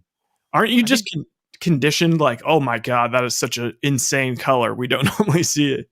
Yeah, that's seriously. Cool. Awesome. Hey, listen, I wonder if when you get to 50 or 100, do they give you a different color scheme? I know, like it's like a video game. Yeah.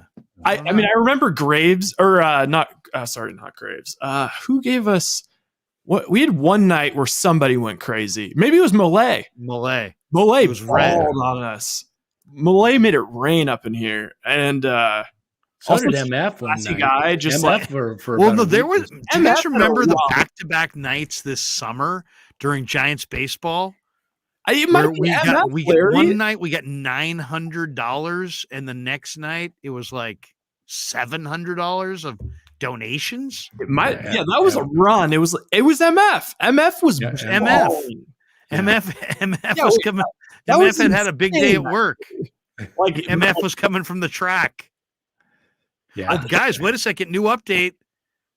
10,990. We are 10 away. Wow. I feel like 10 away from 11,000. This would easily be the fastest we've ever gained 1,000. In fact, we've gained over 2,100 subscribers in the last 4 weeks alone. The metrics are so sick. Yeah. It's unbelievable. Hey, listen, I am going to have to actually go here shortly because it's quarter to 1. No, it's quarter to 1. And I'm just like, I finally got some sleep. I was going to bed at like 3, 4 in the morning, and Now I got my schedule. Oh, Dan, you can't bail out. With Dan, you're going to bail out. We're at 10,992. We're 8 away. 8 away. You gotta hang. You gotta hang. Don't wait a second. 10,994. We're 6 away. Oh, Send no. Danny to bed. Send Danny to bed. Send Danny to bed. 55 and over community. The man needs to go to bed. Oh man. 10,994. We're 6 away from Dan Coach Emilio hitting the pillow at Del Boca Vista. You know what? Can I say one more thing that's on Yes. that's on the line? And I totally 10,995. We're 5 away from Danny laying his head down to rest at Del Boca Vista. Okay, how insane would it be that the first year 10,997. We're 3 away from Danny going to bed. Wait, Larry, think about this. How insane would it be that the year you started the Krueg show, 10,998. We're 2 away. Are you serious? Title. Yes. The Niners would win the title. Think about that. We're over the top. Good night, Dan. Good night, Dan Coach Emilio. Good night. Are we really over the top? I'm going to look this up. There it is. Dan needs double clarification. Dang, that's crazy. Let me see my YouTube. Whoa. Can you see that? Damn. That was some serious growth. Can you see that? There it is. Awesome. I am gonna say goodnight, everybody. You know what, Larry? 11,000. Oh, look at that. That's awesome. 11,003. It hasn't stopped there. Make Dan go to bed. I'm gonna head out, guys. Thank you. It is. All right, that's gonna do it for us. We've been going, man. We're 2 hours and 51 minutes into our live stream. Thank you for helping us get to 11,000 tonight. Great live stream tonight. We're gonna do a bunch of stuff this week. There's a couple people, some big name 49ers that I'm calling this week about getting on the show. I won't say who they are. I'll just say big name 49ers. Also, tomorrow we find out if it's the Vikings, the Bucks, or the Cowboys. I guess we'll find out if it's the Vikings or the Bucks or the Cowboys. We don't find out Bucks or Cowboys till Monday.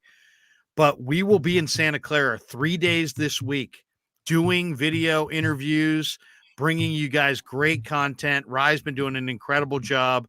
Lots of great content. We're delivering it to the Niners partners in London on TalkSport, but we're also bringing it to the channel. And there's been incredible stuff on the channel. So I'd like to thank all of you and remind you to all look forward to more Niner content. And wait a second. Do we have one more super chat in here? Or is that the last one? Awesome. Hey, everybody. I'm going to head out. Good night. I look forward to seeing you all soon. Yeah. And thanks for getting us to 11,000. That's awesome. Danny's going to bed. Wait a second. Dan, the 2 shades of red on your hat, I feel like are slight. I know. I got to go with that's why I went with the black. Yeah, because of the red background. The color's slightly bright. Yeah, it's too much. That's why I went with the black tonight, because of the red background. Hey, you said that's Brock Purdy's dad's hat. Yeah, this is the one. It's also Harbaugh's 2012. All right, everybody. Peace out. We'll have more content tomorrow. Yeah, never met a man I've been scared of. Careful, you won't get exactly what you asked for. Here for whatever you bring me, getting handled. I